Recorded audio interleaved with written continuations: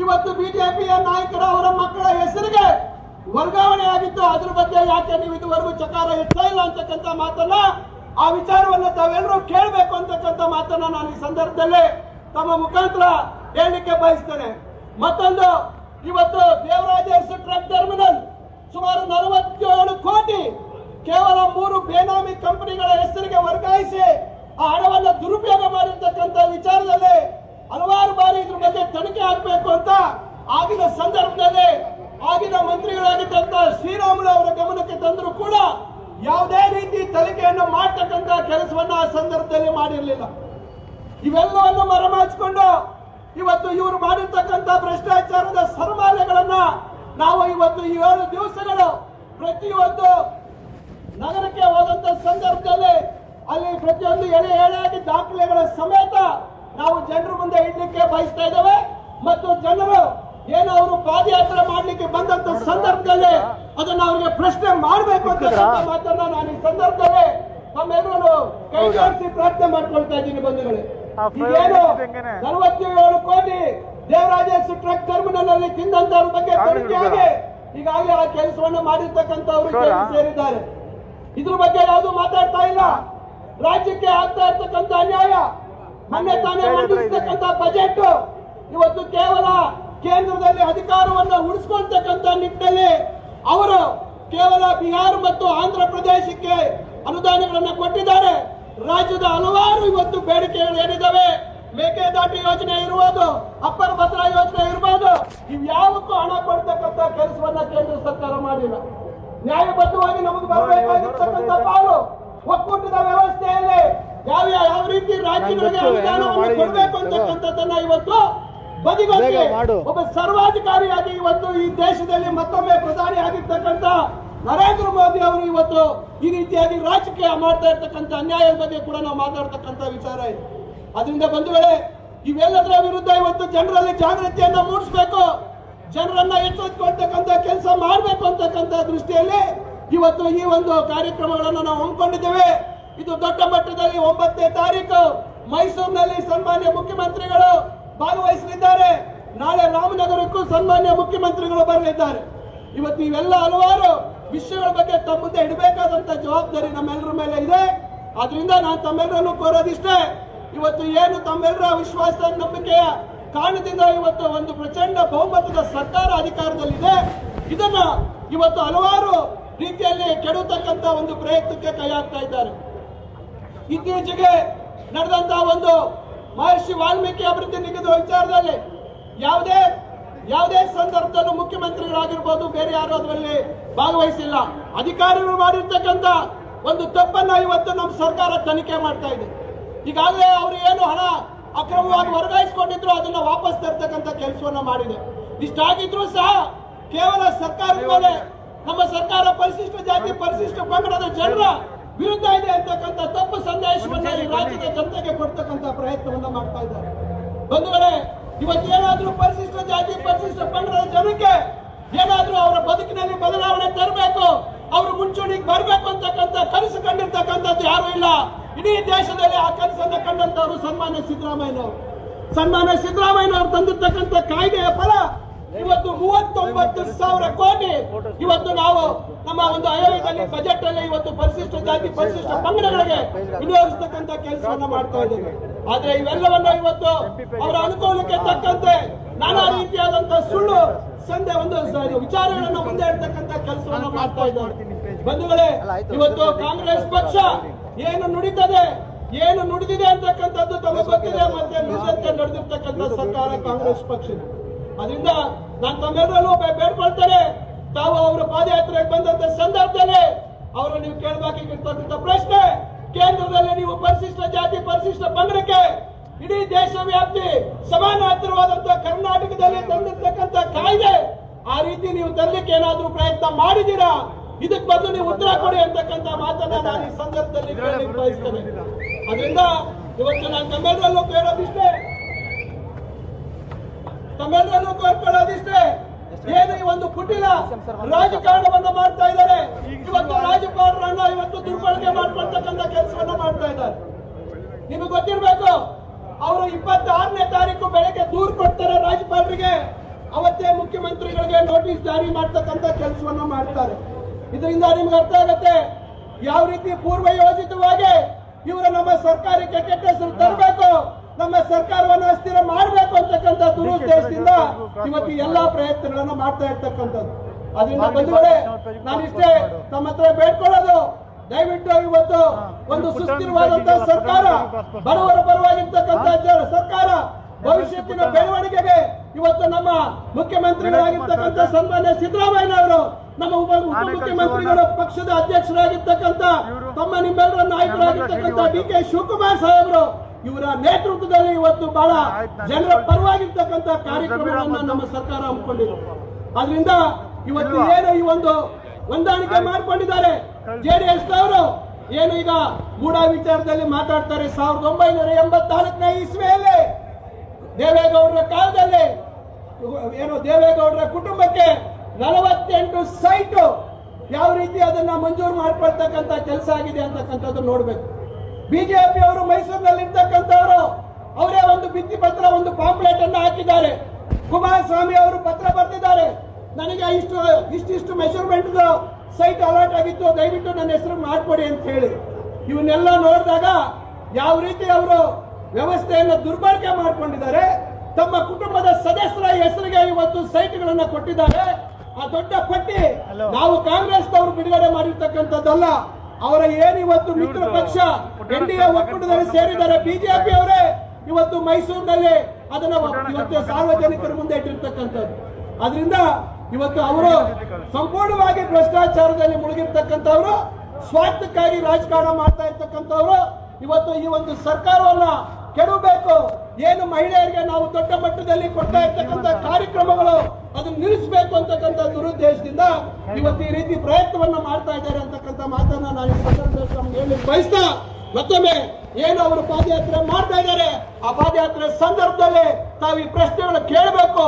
ಮುಂದಿನ 9ನೇ ತಾರೀಕಿಗೆ ಸಂಪೂರ್ಣವಾಗಿ ಅವರು ಮಾಡಿರ್ತಕ್ಕಂಥ ಸುಮಾರು 25ರಿಂದ 30 ಅಕ್ರಮ ಭ್ರಷ್ಟಾಚಾರಗಳು ಏನು ಮಾಡಿದ್ದಾರೆ ಅದನ್ನ ಸಾರ್ವಜನಿಕರ ಮುಂದೆ ದಾಖಲೆ ಸಮೇತ ನಾವು ಒಂದೊಂದೇ ಎಳೆಯಾಗಿ ಬಿಡಿಸಿ ಮುಂದೆ ಇಡ್ತೀವಿ ಅಂತಕ್ಕಂಥ ಮಾತನ್ನ ಹೇಳಿ ಇವತ್ತು ಈ ಕಾರ್ಯಕ್ರಮದಲ್ಲಿ ತಮ್ಮನ್ನೆಲ್ಲ ಉದ್ದೇಶಿಸಿ ಮಾತಾಡ್ಲಿಕ್ಕೆ ಅವಕಾಶ ಮಾಡಿಕೊಟ್ಟ ವೇದಿಕೆಯಲ್ಲಿ ಇರ್ತಕ್ಕಂಥ ಎಲ್ಲರಿಗೂ ವಂದಿಸಿ, ತಮಗೂ ನನ್ನ ಮಾತನ್ನು ಅಲಿಸಿರ್ತಕ್ಕಂಥ ತಮಗೂ ಎಲ್ಲರಿಗೂ ವಂದಿಸಿ ನನ್ನ ಮಾತು ಮುಗಿಸ್ತೇನೆ.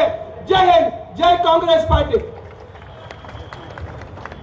ತಮ್ಮ ಅಮೋಘ ಭಾಷಣದ ಮೂಲಕ ತಮ್ಮೆಲ್ಲರ ಗಮನ ಸೆಳೆದಂತ ಮಾನ್ಯ ಉನ್ನತ ಶಿಕ್ಷಣ ಸಚಿವರು ಮಾನ್ಯ ಸುಧಾಕರ್ ಅವರಿಗೆ ಧನ್ಯವಾದಗಳು ಹೇಳ್ತಾ, ಕೆಪಿಸಿಸಿಯ ಪ್ರಚಾರ ಸಮಿತಿಯ ಅಧ್ಯಕ್ಷರು ಆಗಿರ್ತಕ್ಕಂಥ ಮಾಜಿ ಮಂತ್ರಿಗಳು ಆಗಿರ್ತಕ್ಕಂಥ ವಿನಯ್ ಕುಮಾರ್ ಸೊರ್ಕೇರ್ ಅವರು ತಮ್ಮನ್ನು ಉದ್ದೇಶಿಸಿ ಮಾತಾಡಲಿದ್ದಾರೆ. ಅವರನ್ನ ಈ ಮಾತಾಡೋಕೆ ಸ್ವಾಗತವನ್ನ ಮಾಡ್ತಾ ಇದ್ದೀವಿ.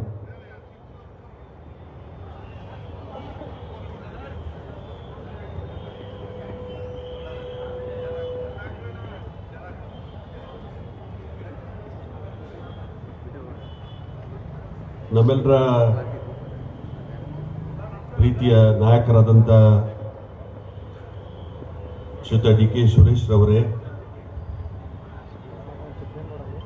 ಇಲ್ಲಿಯ ಜಿಲ್ಲಾ ಕಾಂಗ್ರೆಸ್ನ ಅಧ್ಯಕ್ಷರೇ, ಬ್ಲಾಕ್ ಕಾಂಗ್ರೆಸ್ನ ಅಧ್ಯಕ್ಷರೇ,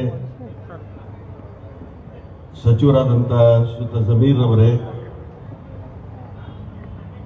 ಶ್ರೀಯುತ ನಜೀರ್ ರವರೇ, ಸುಧಾಕರ್ ರವರೇ, ಪುಟ್ಟಣ್ಣನವರೇ, ರವಿಯವರೇ, ಲಿಂಗಪ್ಪನವರೇ, ಶ್ರೀಯುತ ರೇವಣ್ಣನವರೇ, ಭೀಮ್ ನಾಯ್ಕರೇ, ಸುದರ್ಶನ್ ರವರೇ, ಶ್ರೀನಿವಾಸ್ ರವರೇ, ಶಿವಣ್ಣನವರೇ, ಶ್ರೀನಿವಾಸರೇ, ವೇದಿಕೆಯಲ್ಲಿದ್ದಂಥ ಕರ್ನಾಟಕ ಪ್ರದೇಶ ಕಾಂಗ್ರೆಸ್ನ ಎಲ್ಲ ಪದಾಧಿಕಾರಿಗಳೇ, ನಮ್ಮ ಪಕ್ಷದ ಎಲ್ಲ ಮುಖಂಡರೇ, ನೆರೆದಂಥ ಗಣ್ಯ ಮಹನೀಯರೇ, ಪತ್ರಕರ್ತ ಮಾಧ್ಯಮದ ಸ್ನೇಹಿತರೆ, ನೆರೆದಂಥ ಎಲ್ಲ ನನ್ನ ಸಹೋದರ ಸಹೋದರಿ, ಕರ್ನಾಟಕ ಪ್ರದೇಶ ಕಾಂಗ್ರೆಸ್ನ ಅಧ್ಯಕ್ಷರ ನೇತೃತ್ವದಲ್ಲಿ ಇವತ್ತು ಬಿಡದಿಯಲ್ಲಿ ಸಾರ್ವಜನಿಕರಿಗೆ ಸುಳ್ಳನ್ನ ಸತ್ಯ ಮಾಡಲಿಕ್ಕೆ ಹೊರಟಿರುವಂತಹ ಬಿಜೆಪಿಯವರ ಬಂಡವಾಳವನ್ನ ತಮ್ಮ ಎದುರುಗಡೆ ಇಡಬೇಕು. ತಾವು ಪ್ರಜಾಪ್ರಭುತ್ವ ವ್ಯವಸ್ಥೆಯಲ್ಲಿ ತಾವು ಪ್ರಭುಗಳು. ಇವತ್ತೇನು ಹಿಟ್ಲರನ ಆಸ್ಥಾನದಲ್ಲಿ ಗೋಬೆಲ್ ಅನ್ನುವಂತ ಮಂತ್ರಿ ಇದ್ದ, ಅವನು 10 ಸುಳ್ಳನ್ನ ಒಂದು ಸಲ ಹೇಳಿದಾಗ ಅದು ಸತ್ಯ ಆಗ್ತದೆ ಅನ್ನುವಂತ ನಂಬಿಕೊಂಡಿದ್ದಂತ ಬಿಜೆಪಿಯವರು ಆ ಗೋಬೆಲ್ ಕುಟುಂಬಕ್ಕೆ ಸೇರಿದಂತವರು ಸುಳ್ಳನ್ನ ಸತ್ಯ ಮಾಡುವಂತ ಕೆಲಸ ಕಾರ್ಯಕ್ಕೆ ಕರ್ನಾಟಕ ರಾಜ್ಯದಲ್ಲಿ ಇವತ್ತು ಅವರು ಪ್ರಾರಂಭವನ್ನ ಮಾಡಿದ್ದಾರೆ. ನನಗೆ ನೆನಪಿದೆ, ಒಂದು ಸಂದರ್ಭದಲ್ಲಿ ಎಸ್.ಎಂ. ಕೃಷ್ಣ ಅವರು ಮುಖ್ಯಮಂತ್ರಿ ಆಗಿರುವಾಗ ಕಾವೇರಿಯ ನದಿಯ ನೀರಿನ ಸಮಸ್ಯೆ ಬಂದಾಗ ಇದೇ ಭಾಗದಲ್ಲಿ ಪಾದಯಾತ್ರೆಯನ್ನು ಮಾಡಿ ಬಿಡದಿಯಲ್ಲಿ ಸಾರ್ವಜನಿಕ ಸಭೆಯನ್ನ ಮಾಡಿದಂತ ಒಂದು ನೆನಪು ನನಗೆ ಇವತ್ತು ಕೂಡ ಇದೆ. ಬಿಡದಿ ಅಂತ ಹೇಳಿದ್ರೆ ಸತ್ಯವನ್ನು ಯಾವತ್ತೂ ಕೂಡ ಬಿಡ್ಲಿಕ್ಕಿಲ್ಲ. ಸತ್ಯಕ್ಕೆ ಯಾವತ್ತೂ ಕೂಡ ಬಿಡದಿಯ ಜನರ ಆಶೀರ್ವಾದ ಇದೆ ಅನ್ನುವಂತ ಉದ್ದೇಶಕ್ಕೋಸ್ಕರ ಕಾಂಗ್ರೆಸ್ ಪಕ್ಷ ಇವತ್ತು ಬಿಡದಿಂದಲೇ ಇವತ್ತು ಈ ಒಂದು ಸಾರ್ವಜನಿಕ ಸಭೆಯನ್ನ ಮಾಡೋದರ ಮುಖಾಂತರ ನಮ್ಮ ಬಿಜೆಪಿಯವರು ಕಳೆದ 5 ವರ್ಷ 3 ವರ್ಷಗಳ ಕಾಲ ಜೆಡಿಎಸ್ ಬಿಜೆಪಿ ಯಾವ ರೀತಿಯ ಕರ್ಮಕಾಂಡವನ್ನ ಕರ್ನಾಟಕ ರಾಜ್ಯದಲ್ಲಿ ಮಾಡಿದ್ದಾರೆ ಅದನ್ನ ಜನರ ಇಡಬೇಕು ಅನ್ನುವಂತ ಕಾರ್ಯಕ್ರಮಕ್ಕೋಸ್ಕರ ಈ ಒಂದು ಪ್ರಚಾರ ಕಾರ್ಯಕ್ರಮವನ್ನು ಅಳವಡಿಸುವಂತ ಕಾರ್ಯಕ್ರಮ ಆಗಿದೆ. ಒಂದು ರೀತಿಯಲ್ಲಿ ಬಿಜೆಪಿ ಪಕ್ಷ ಅಂತ ಹೇಳಿದ್ರೆ ಅದು ಹೆಬ್ಬಾವು ಇದ್ದ ಹಾಗೆ, ಅದರಲ್ಲಿ ವಿಷಯ ಇಲ್ಲ. ಏನೋ ಅವತ್ತು ಬಿಜೆಪಿಯ ಸರ್ಕಾರ ಇರುವಂತ ಸಮಯದಲ್ಲಿ ಅನೇಕ ಹಗರಣಗಳ ಸರಮಾಲೆಯನ್ನ ಮಾಡಿ ನುಗ್ಗಿದಂತ ಬಿಜೆಪಿ ಪಕ್ಷ ಇವತ್ತು ಹಸಿವಾಗಿದೆ.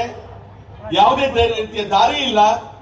ಕರ್ನಾಟಕ ರಾಜ್ಯದಲ್ಲಿ ಕಾಂಗ್ರೆಸ್ ಪಕ್ಷದ ಸರ್ಕಾರವನ್ನ ಇಲ್ಲಿಯ ಎಲ್ಲ ಮತದಾರ ಬಾಂಧವರು 136 ಸ್ಥಾನಗಳನ್ನು ಗಳಿಸಿಕೊಟ್ಟು ಒಂದು ಸುಭದ್ರವಾದಂತಹ ಒಂದು ಸರ್ಕಾರವನ್ನು ಕೊಟ್ಟಿದ್ದಾರೆ. ಇವತ್ತು ಈ ಸಂದರ್ಭದಲ್ಲಿ ಚುನಾವಣೆ ಸಮಯದಲ್ಲಿ ಯಾವ ರೀತಿಯ ಆಶ್ವಾಸನೆಯನ್ನ ಜನರಿಗೆ ಕೊಟ್ಟಿದ್ದ ಅದನ್ನ ಯಥಾವತ್ತಾಗಿ ಅನುಷ್ಠಾನ ಮಾಡುವಂತ ಕೆಲಸ ಕಾರ್ಯ ಸಿದ್ದರಾಮಯ್ಯನವರ ನೇತೃತ್ವದ ಸರ್ಕಾರ ಇವತ್ತು ಕೈಗೂಡಿಸಿದೆ. ಇಂತಹ ಸಮಯದಲ್ಲಿ ಇದಕ್ಕೆ ಒಂದು ರೀತಿಯಲ್ಲಿ ಸಂವಿಧಾನಕ್ಕೆ ವಿರುದ್ಧವಾದಂತಹ ವಿಚಾರಗಳನ್ನು ತಂದು ಅದರ ಮುಖಾಂತರ ಸರ್ಕಾರ ಏನು ಸುಭದ್ರವಾದಂತಹ ಸರ್ಕಾರವನ್ನು ಅಸ್ಥಿರಗೊಳಿಸುವಂತಹ ಒಂದು ಕಾರ್ಯಕ್ರಮಕ್ಕೋಸ್ಕರ ಇವತ್ತು ಬಿಜೆಪಿ ಪಕ್ಷದವರು ಜೆಡಿಎಸ್ ಪಕ್ಷದವರು ಇವತ್ತು ಹೊರಟಿದ್ದಾರೆ. ಇಂತಹ ಸಮಯದಲ್ಲಿ ಇವತ್ತು 40 ವರ್ಷಗಳ ರಾಜಕೀಯ ಇತಿಹಾಸ ಇದ್ದಂತ ಸಿದ್ದರಾಮಯ್ಯನವರು ಒಂದು ಕಪ್ಪು ಚುಕ್ಕೆ ಕೂಡ ಅವರ ಹತ್ರ ಇಲ್ಲ. ಇಂತಹ ಸಮಯದಲ್ಲಿ ಅವರ ಮೇಲೆ ಕಪ್ಪು ಚುಕ್ಕೆ ತರಬೇಕು ಅನ್ನುವಂತ ರೀತಿಯ ಪ್ರಯತ್ನವನ್ನು ಮಾಡಿ ಯಾರು ಬಡವರಿಗೆ, ಯಾರು ದೀನ ದಲಿತರಿಗೆ, ಯಾರು ಪರಿಶಿಷ್ಟ ಜಾತಿ ಪರಿಶಿಷ್ಟ ವರ್ಗದವರಿಗೆ, ಯಾರು ಅಲ್ಪಸಂಖ್ಯಾತರಿಗೆ, ಯಾರು ಹಿಂದುಳಿದ ವರ್ಗದವರಿಗೆ, ಎಲ್ಲ ಸಮಾಜದ ಬಡವರಿಗೆ ಕೂಡ ಅನುಕೂಲ ಆಗುವಂತ ಚರಿತ್ರೆಯಲ್ಲಿ ನೋಡಿದ್ರೆ, ಕರ್ನಾಟಕ ರಾಜ್ಯ ಚರಿತ್ರೆಯಲ್ಲಿ ನೋಡಿದ್ರೆ 14 ಬಜೆಟ್ಗಳನ್ನ ಮಂಡನೆ ಮಾಡಿ ಇವತ್ತು ಎಲ್ಲ ಕರ್ನಾಟಕದ ಮಹಾಜನತೆಗೆ ಎಲ್ಲೂ ಕೂಡ ಸಮಾನವಾದಂತಹ ಅವಕಾಶವನ್ನ, ಸಾಮಾಜಿಕ ನ್ಯಾಯವನ್ನು ಕೊಡುವಂತ ರೀತಿಯ ತೀರ್ಮಾನವನ್ನು ತನ್ನ ಬಜೆಟ್ ನಲ್ಲಿ ಮಾಡಿದಂತ ಸಿದ್ದರಾಮಯ್ಯನವರ ಮೇಲೆ ಇವತ್ತು ಕಪ್ಪು ಚುಕ್ಕೆ ತರುವಂತ ರೀತಿಯ ಪ್ರಯತ್ನವನ್ನ ಬಿಜೆಪಿ ಪಕ್ಷದವರು ಮಾಡ್ತಾ ಇದ್ದಾರೆ. ಎಚ್.ಡಿ. ಅವರೇ ಹೇಳುವಂತ ಹಗರಣದಲ್ಲಿ ಯಾವುದೇ ಹುರುಳಿಲ್ಲ. ಇಂತಹ ಸಮಯದಲ್ಲಿ ಇವತ್ತು ಸಿದ್ದರಾಮಯ್ಯನವರ ನಾಯಕತ್ವ ಏನಿದೆ ಅಂತ ಹೇಳಿದ್ರೆ, ನಿನ್ನೆ ಸುಪ್ರೀಂ ಕೋರ್ಟ್ ಆದೇಶ ಮಾಡಿತು ಒಳ ಮೀಸಲಾತಿಯ ಬಗ್ಗೆ. ಸುಪ್ರೀಂ ಕೋರ್ಟ್ ಸಿದ್ದರಾಮಯ್ಯನವರ ನಿಲುವು ಏನಿತ್ತ ಆ ನಿಲುವಿಗೆ ಅನುಗುಣವಾಗಿ ಸುಪ್ರೀಂ ಕೋರ್ಟ್ ಕೂಡ ಇವತ್ತು ಆದೇಶ ಮಾಡುವಂತ ಕೆಲಸ ಕಾರ್ಯ ಮಾಡ್ತು. ಇಂಥ ಇಡೀ ರಾಷ್ಟ್ರ ಒಪ್ಪುವಂತ, ಈ ದೇಶದ ನ್ಯಾಯಾಲಯ, ಉಚ್ಚ ನ್ಯಾಯಾಲಯ ಒಪ್ಪುವಂತ, ಸರ್ವೋಚ್ಚ ನ್ಯಾಯಾಲಯ ಒಪ್ಪುವಂತ ರೀತಿಯ ತೀರ್ಮಾನಗಳನ್ನ ಕರ್ನಾಟಕ ರಾಜ್ಯದಲ್ಲಿ ಸಿದ್ದರಾಮಯ್ಯ ಕೊಡುವಂತ ಸಮಯದಲ್ಲಿ ಅವರ ಮೇಲೆ ಇವತ್ತು ಕಪ್ಪು ಚುಕ್ಕೆ ಮಾಡಿ ಈ ಸರ್ಕಾರವನ್ನು ಅಸ್ಥಿರಗೊಳಿಸಬೇಕು ಅನ್ನುವಂತ ಪ್ರಯತ್ನವನ್ನು ಮಾಡ್ತಾ ಇದ್ದಾರೆ. ಶ್ರೀಯುತ ಡಿ ಕೆ ಶಿವಕುಮಾರ್ ಅವರು ಈ ಭಾಗದ ನಾಯಕರು. ಹೆಚ್ಚಿನ ಅಂಶ ಇವತ್ತು ನನಗೆ ನೆನಪಿದೆ, ನಾವು ಎಲ್ಲ ಜೊತೆಯಲ್ಲಿ ವಿದ್ಯಾರ್ಥಿ ಕಾಂಗ್ರೆಸ್ ಅಲ್ಲಿ ಕೆಲಸ ಕಾರ್ಯ ಮಾಡಿದಂತವರು.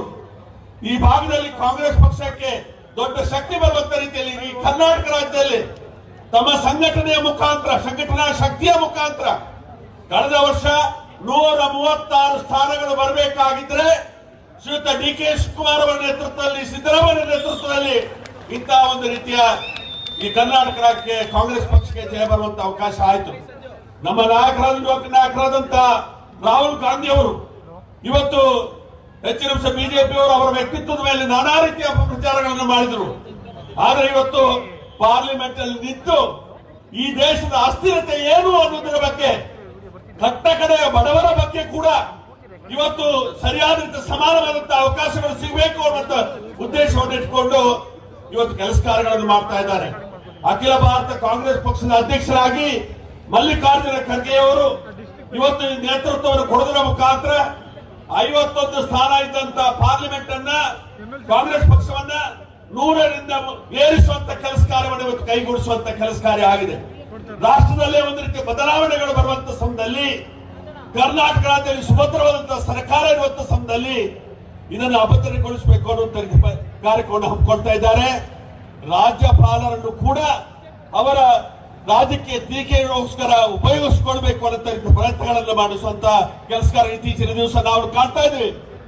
ಎಲ್ಲಿ ಇವತ್ತು ಬಿಜೆಪಿಯ ವಿರೋಧ ಪಕ್ಷದ ಸರ್ಕಾರ ಇರ್ತದೆ, ಅಲ್ಲಿಯ ಸರ್ಕಾರವನ್ನು ಅಸ್ಥಿರಗೊಳಿಸಲಿಕ್ಕೆ ರಾಜ್ಯಪಾಲರನ್ನು ಕೂಡ ಉಪಯೋಗಿಸುವಂತಹ ರೀತಿಯ ಒಂದು ಪ್ರಮೇಯಗಳನ್ನ ನಾವು ಕಾಣ್ತಾ ಇದ್ದೀವಿ.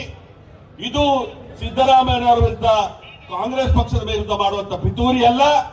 ಕಟ್ಟ ಕಡೆಯ ಬಡವರು, ಯಾರು ಪರಿಶಿಷ್ಟ ಜಾತಿ ಪರಿಶಿಷ್ಟ ವರ್ಗದವರಿದ್ದಾರೆ, ಯಾರು ಇವತ್ತು ಹಿಂದುಳಿದ ವರ್ಗದವರಿದ್ದಾರೆ, ಯಾರು ಅಲ್ಪಸಂಖ್ಯಾತರಿದ್ದಾರೆ, ಯಾರು ಎಲ್ಲ ಸಮಾಜದ ಬಡವರಿದ್ದಾರೆ, ಅವರಿಗೆ ಸಿಗುವಂತಹ ಸಾಮಾಜಿಕ ನ್ಯಾಯದ ಬಗ್ಗೆ ಈ ಪಿತೂರಿಯನ್ನ ಕರ್ನಾಟಕ ರಾಜ್ಯದಲ್ಲಿ ಬಿಜೆಪಿ ಪಕ್ಷದವರು ಪ್ರಾರಂಭ ಮಾಡಿದ್ದಾರೆ. ಇದಕ್ಕೆ ಸರಿಯಾದ ರೀತಿಯ ಉತ್ತರವನ್ನು ತಾವು ಕೊಡಬೇಕು. ಇವತ್ತು ಈ ಒಂದು ಸುಳ್ಳು ಅಪಪ್ರಚಾರಕ್ಕೆ ಯಾವುದೇ ರೀತಿಯಲ್ಲಿ ಕೂಡ ಅವಕಾಶವನ್ನು ಕೊಡ್ಲಿಕ್ಕೆ ಕೂಡದು ಅಂತ ಮಾತ್ರ ಕೈ ಮುಗಿದು ಪ್ರಾರ್ಥನೆ ಮಾಡಿಕೊಂಡು, ಈ ಭಾಗದಲ್ಲಿ ಶ್ರೀಯುತ ಡಿ ಕೆ ಸುರೇಶ್ ಅವರು ಮನೆ ಮನೆಗೆ ಎಲ್ಲರ ಒಂದು ರಕ್ಷಣೆಗೆ ಇದ್ದಂತ ಒಬ್ಬ ಜನಪ್ರತಿನಿಧಿ. ಸುಳ್ಳು ಎಷ್ಟು ಕೆಲಸ ಮಾಡ್ತದೆ ಅಂತ ಹೇಳಿದ್ರೆ, ಹೆಚ್ಚಿನ ಅಂಶ ಕಳೆದ ಚುನಾವಣೆಯಲ್ಲಿ ಸುಳ್ಳಿನ ಮುಖಾಂತರ, ಅಪಪ್ರಚಾರದ ಮುಖಾಂತರ ಅವರನ್ನು ಸೋಲಿಸುವಂತ ಕೆಲಸ ಕಾರ್ಯ ಆಯಿತು. ಇದನ್ನ ಮನಸ್ಸಲ್ಲಿ ಇಟ್ಕೊಂಡು ತಾವೆಲ್ಲರೂ ಕೂಡ ಬಿಡದಿಯ ಜನ ಹೆಚ್ಚಿನ ಇವತ್ತು ಪ್ರಾರಂಭ ಆಗ್ತದೆ. ಬಿಡದಿಯಲ್ಲಿ ಕಾಂಗ್ರೆಸ್ ಪಕ್ಷದ ಸಾರ್ವಜನಿಕ ಸಭೆ ನಾಳೆ ರಾಮನಗರದಲ್ಲಿದೆ, ನಾಡ್ದು ಚನ್ನಪಟ್ಟಣದಲ್ಲಿದೆ, ನಾಡ್ದು ಮದ್ದೂರಲ್ಲಿದೆ, ನಾಡ್ದು ಮಂಡ್ಯದಲ್ಲಿದೆ, ಅದೇ ರೀತಿಯಲ್ಲಿ ಮೈಸೂರಲ್ಲಿ ಇವತ್ತು ನಡೆಯುವಂತ ಒಂದು ಸಾರ್ವಜನಿಕ ಸಭೆ ಏನಿದೆ ಅದನ್ನು ಕೂಡ ತಾವೆಲ್ಲರೂ ಕೂಡ ಹೆಚ್ಚಿಗೆ ರೀತಿಯಲ್ಲಿ ಇವತ್ತು ಚಾರಿತ್ರಿಕವಾದಂತಹ ಸಭೆಯಾಗಿ ಮಾಡಬೇಕು. ಸುಳ್ಳಿಗೆ ವಿರುದ್ಧ ನಾವು ಉತ್ತರವನ್ನು ಕೊಡಬೇಕು ಅಂತ ತಮ್ಮ ಹತ್ರ ಕೈ ಮುಗಿದು ಪ್ರಾರ್ಥನೆ ಮಾಡಿಕೊಂಡು, ಶ್ರೀಯುತ ಡಿ ಕೆ ಶಿವಕುಮಾರ್ ಅವರು ನಮ್ಮ ಕರ್ನಾಟಕ ಪ್ರದೇಶ ಕಾಂಗ್ರೆಸ್ ಅಧ್ಯಕ್ಷರು ಬೈಕ್ ರ್ಯಾಲಿಯ ಮುಖಾಂತರ ಇಲ್ಲಿಗೆ ಆಗಮಿಸುತ್ತಿದ್ದಾರೆ. ಅವರನ್ನು ಇಲ್ಲಿ ಬಂದಂತ ಸಮಯದಲ್ಲಿ ತಾವೆಲ್ಲರೂ ಕೂಡ ಸ್ವಾಗತವನ್ನು ಮಾಡಬೇಕು ಅಂತ ತಮ್ಮ ಹತ್ರ ಕೈ ಮುಗಿದು ಪ್ರಾರ್ಥನೆ ಮಾಡಿಕೊಂಡು ನನ್ನ ಮಾತು ಮುಗಿಸ್ತೀನಿ. ಜೈ ಹಿಂದ್. ಕರ್ನಾಟಕ ಪ್ರಚಾರ ಸಮಿತಿಯ ಅಧ್ಯಕ್ಷರಾಗಿರ್ತಕ್ಕಂಥ ಸನ್ಮಾನ್ಯ ಶ್ರೀ ವಿನಯ್ ಕುಮಾರ್ ಸೋರ್ಕಿ ಅವರಿಗೆ ಧನ್ಯವಾದಗಳು ಹೇಳ್ತಾ, ಇದೀಗ ತಮ್ಮನ್ನು ಉದ್ದೇಶಿಸಿ ಕರ್ನಾಟಕ ಸರ್ಕಾರದ ಮಾನ್ಯ ವಸತಿ ಸಚಿವರಾದಂತಹ ಸನ್ಮಾನ್ಯ ಜಮೀರ್ ಅಹಮದ್ ಖಾನ್ ಸಾಹೇಬರು ತಮ್ಮನ್ನು ಉದ್ದೇಶಿಸಿ ಮಾತನಾಡ್ತಾ ಇದ್ದಾರೆ.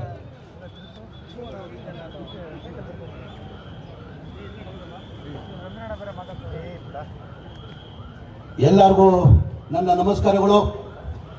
ಜೈ ಭೀಮ್, ಜೈ ಭೀಮ್, ಜೈ ಜೈ ಭೀಮ್. ಸ್ವಲ್ಪ ಜೋರಾಗಿ ಧ್ವನಿಯಲ್ಲಿ ಹೇಳಿ ಸರ್, ಜೈ ಭೀಮ್. ಇವತ್ತು ನಮಗೆಲ್ಲ ಗೊತ್ತೇ ಇದ್ದಂಗೆ ಬಿಜೆಪಿ ಸರ್ಕಾರ ಕೇಂದ್ರದ ಬಂದಾದ್ಮೇಲೆ ನಮ್ಮ ಕೇಂದ್ರದ ಮಂತ್ರಿ ಅನಂತ್ ಕುಮಾರ್ ಹೆಗಡೆ ಅವರು ನಾವು ಸರ್ಕಾರ ತಂದಿದೆ ಕೇಂದ್ರದಲ್ಲಿ ಈ ಸಂವಿಧಾನ ತೆಗಿಯಕ್ಕೆ ಅಂತ ಹೇಳಿದ್ರೆ ತಮಗೆಲ್ಲ ಗೊತ್ತಿರೋದೇ ವಿಚಾರ ಬಿಜೆಪಿ ಅವ್ರಿಗೆ. ಹಾಗಾಗಿ ಇವತ್ತು ಬಾಬಾ ಸಾಹೇಬ್ ಅಂಬೇಡ್ಕರ್ ಅವ್ರು ಸಂವಿಧಾನ ಕೊಟ್ಟಿಲ್ಲ ಅಂದ್ರೆ ನೀವು ಅಲ್ಲಿ ಕೂರಕ್ಕಾಗ್ತಾ ಇಲ್ಲ, ನಾವೇ ನಿಲ್ಲಕ್ಕಾಗ್ತಾ ಇಲ್ಲ. ಬಾಬಾ ಸಾಹೇಬ್ ಅಂಬೇಡ್ಕರ್ ಕೊಟ್ಟಿದ್ದ ಸಂವಿಧಾನಕ್ಕೋಸ್ಕರ ನಾವೆಲ್ಲ ಇಲ್ಲಿರೋದು. ದಯಮಾಡಿ ನನ್ನ ಜೊತೆಯಲ್ಲಿ ದೊಡ್ಡ ದನಿಯಲ್ಲಿ ಹೇಳ್ಬೇಕು, ಜೈ ಭೀಮ್, ಜೈ ಭೀಮ್, ಜೈ ಜೈ ಭೀಮ್. ವೇದಿಕೆ ಮೇಲೆ ಆಸೀನಿರುವ ನಮ್ಮ ಪಕ್ಷದ ಮುಖಂಡರು, ಮಾಜಿ ಲೋಕಸಭಾ ಸದಸ್ಯರಾದಂತ ಆತ್ಮೀಯಾದಂತ ಡಿ ಕೆ ಸುರೇಶ್ ಅವರೇ, ಇನ್ನೋರು ಸಚಿವರು ಆತ್ಮೀಯ ಆದಂಥ MC ಸುಧಾಕರ್ ಅವರೇ, ಇನ್ನೋರು ಆತ್ಮೀಯರು ನಮ್ಮ ಪಕ್ಷದ ಮುಖಂಡ ಆದಂಥ ಮುಖ್ಯಮಂತ್ರಿ ಪೊಲಿಟಿಕಲ್ ಸೆಕ್ರೆಟರಿ ಆದಂಥ ನಸೀರ್ ಅಹಮದ್ ಸಾಹೇಬ್ರೆ, ಇನ್ನೊಬ್ರು ಆತ್ಮೀಯ ಆದಂಥ MLC ಆದಂಥ ಪುಟ್ಟನ್ ಈಗ ತಾನೇ ನಮ್ಮ ನಾಯಕರಾದಂಥ ಉಪಮುಖ್ಯಮಂತ್ರಿ ಆದಂಥ DK ಶಿವಕುಮಾರ್ ವೇದಿಕೆ ಮೇಲೆ ಬರ್ತಾರೆ. ಜೋರಾಗಿ ಚಪ್ಪಾಳೆ ಮುಖಾಂತರ ಅವ್ರಿಗೆ ಸ್ವಾಗತನ ಮಾಡೋದಕ್ಕೆ ಕೇಳಿ ಬಯಸ್ತೀನಿ. ನಮ್ಮ ಬಾಲಣ್ಣ ಅವರೇ, ವೇದಿಕೆ ಮೇಲೆ ಆಸೀನಿರುವ ಎಲ್ಲ ನಮ್ಮ ಪಕ್ಷದ ಮುಖಂಡರೇ, ಎಲ್ಲ ಆತ್ಮೀಯರೇ, ತಮಗೆಲ್ಲ ಗೊತ್ತೇ ಇದ್ದಂಗೆ ನಾಳೆಯಿಂದ ಬಿಜೆಪಿ ಅವರು ಪಾದಯಾತ್ರನ JDS ಮತ್ತೆ ಬಿಜೆಪಿ ಅವರು ಜೋರಾಗಿ ಚಪ್ಪಾಳೆ ಮುಖಾಂತರ ಸ್ವಾಗತ ಮಾಡಬೇಕು. ಜೋರಾಗಿ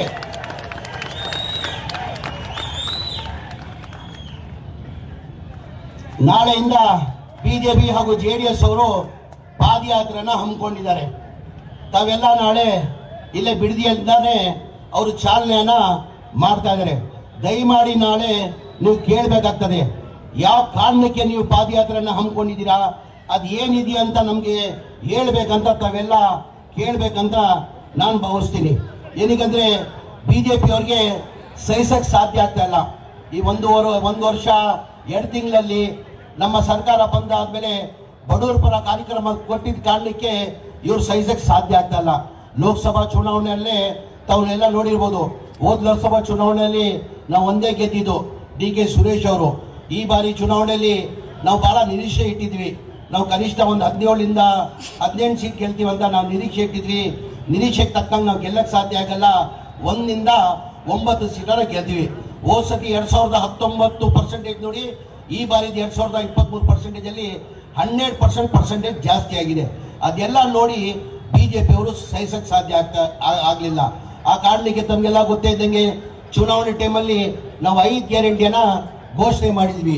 ಯಾರು ವಿರೋಧ ಪಕ್ಷದವರು ಇಲ್ಲ ಈ ಗ್ಯಾರಂಟಿಯನ್ನ ಇಂಪ್ಲಿಮೆಂಟ್ ಮಾಡಕ್ ಸಾಧ್ಯ ಆಗಲ್ಲ, ಬರೀ ಇದು ಚುನಾವಣೆ ಭಾಷಣ ಮಾಡಿದ್ದಾರೆ, ಇದು ಕೊಡಕ್ ಸಾಧ್ಯ ಆಗಲ್ಲ ಅಂದ್ರು.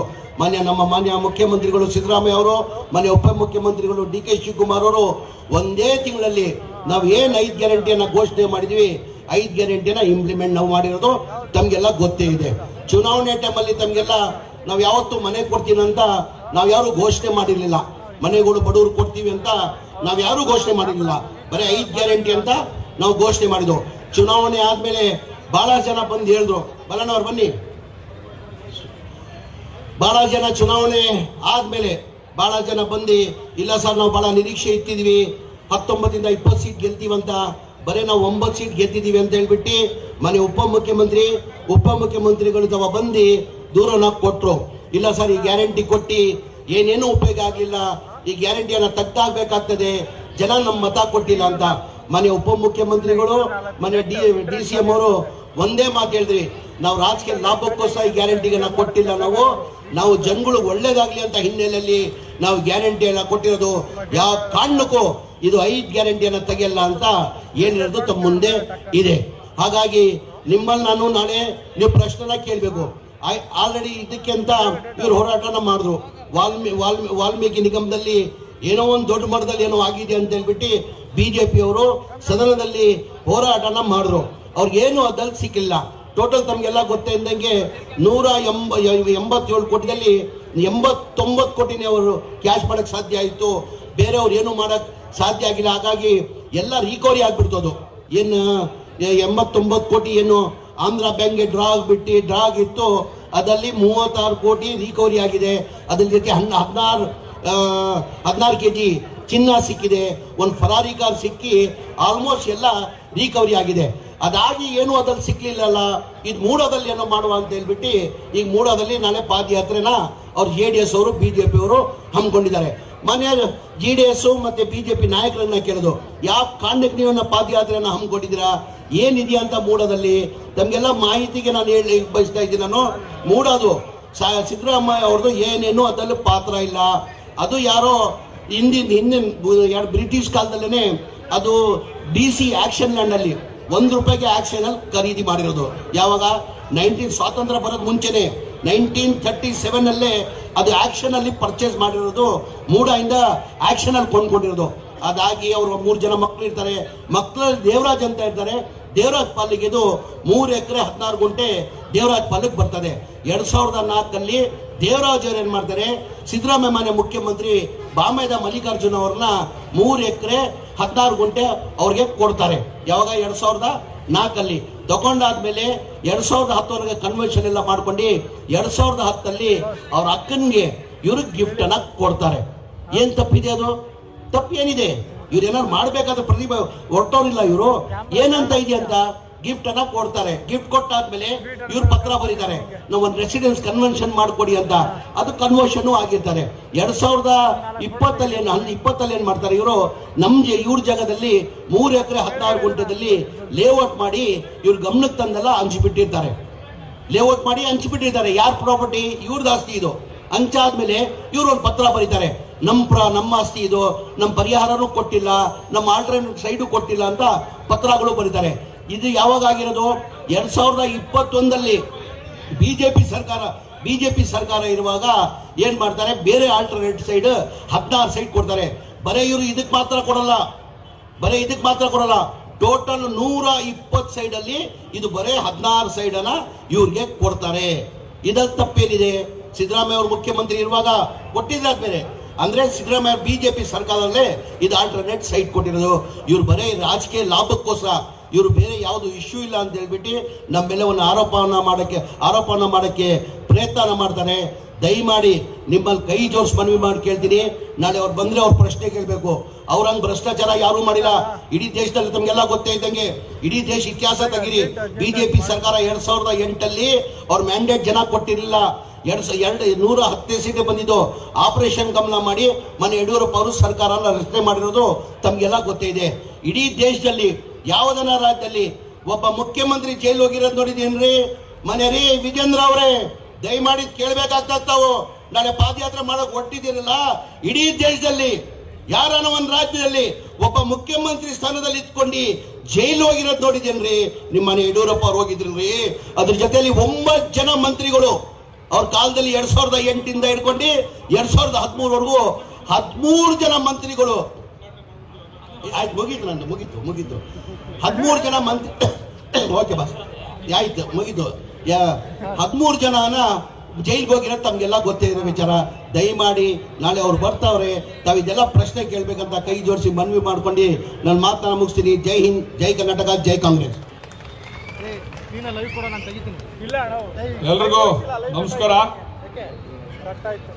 ಈ ಕಾರ್ಯಕ್ರಮಕ್ಕೆ ನಿಮ್ಮೆಲ್ಲರ ನೆಚ್ಚಿನ ನಾಯಕರು, ರಾಜ್ಯದ ಉಪಮುಖ್ಯಮಂತ್ರಿಗಳಾದ ಡಿ ಕೆ ಶಿವಕುಮಾರ್ ಅವರು ಆಗಮಿಸಿದ್ದಾರೆ. ಅವರಿಗೆ ನಿಮ್ಮೆಲ್ಲರ ಪರವಾಗಿ ಅದ್ದೂರಿಯಾಗಿ ಸ್ವಾಗತವನ್ನ ಬಯಸ್ತಾ ಈ ಕಾರ್ಯಕ್ರಮದ ಉದ್ಘಾಟನೆಯನ್ನು ಎಲ್ಲ ಮುಖಂಡರುಗಳು ಮಾಡಬೇಕು ಅಂತ ಮನವಿ ಮಾಡ್ತೇನೆ.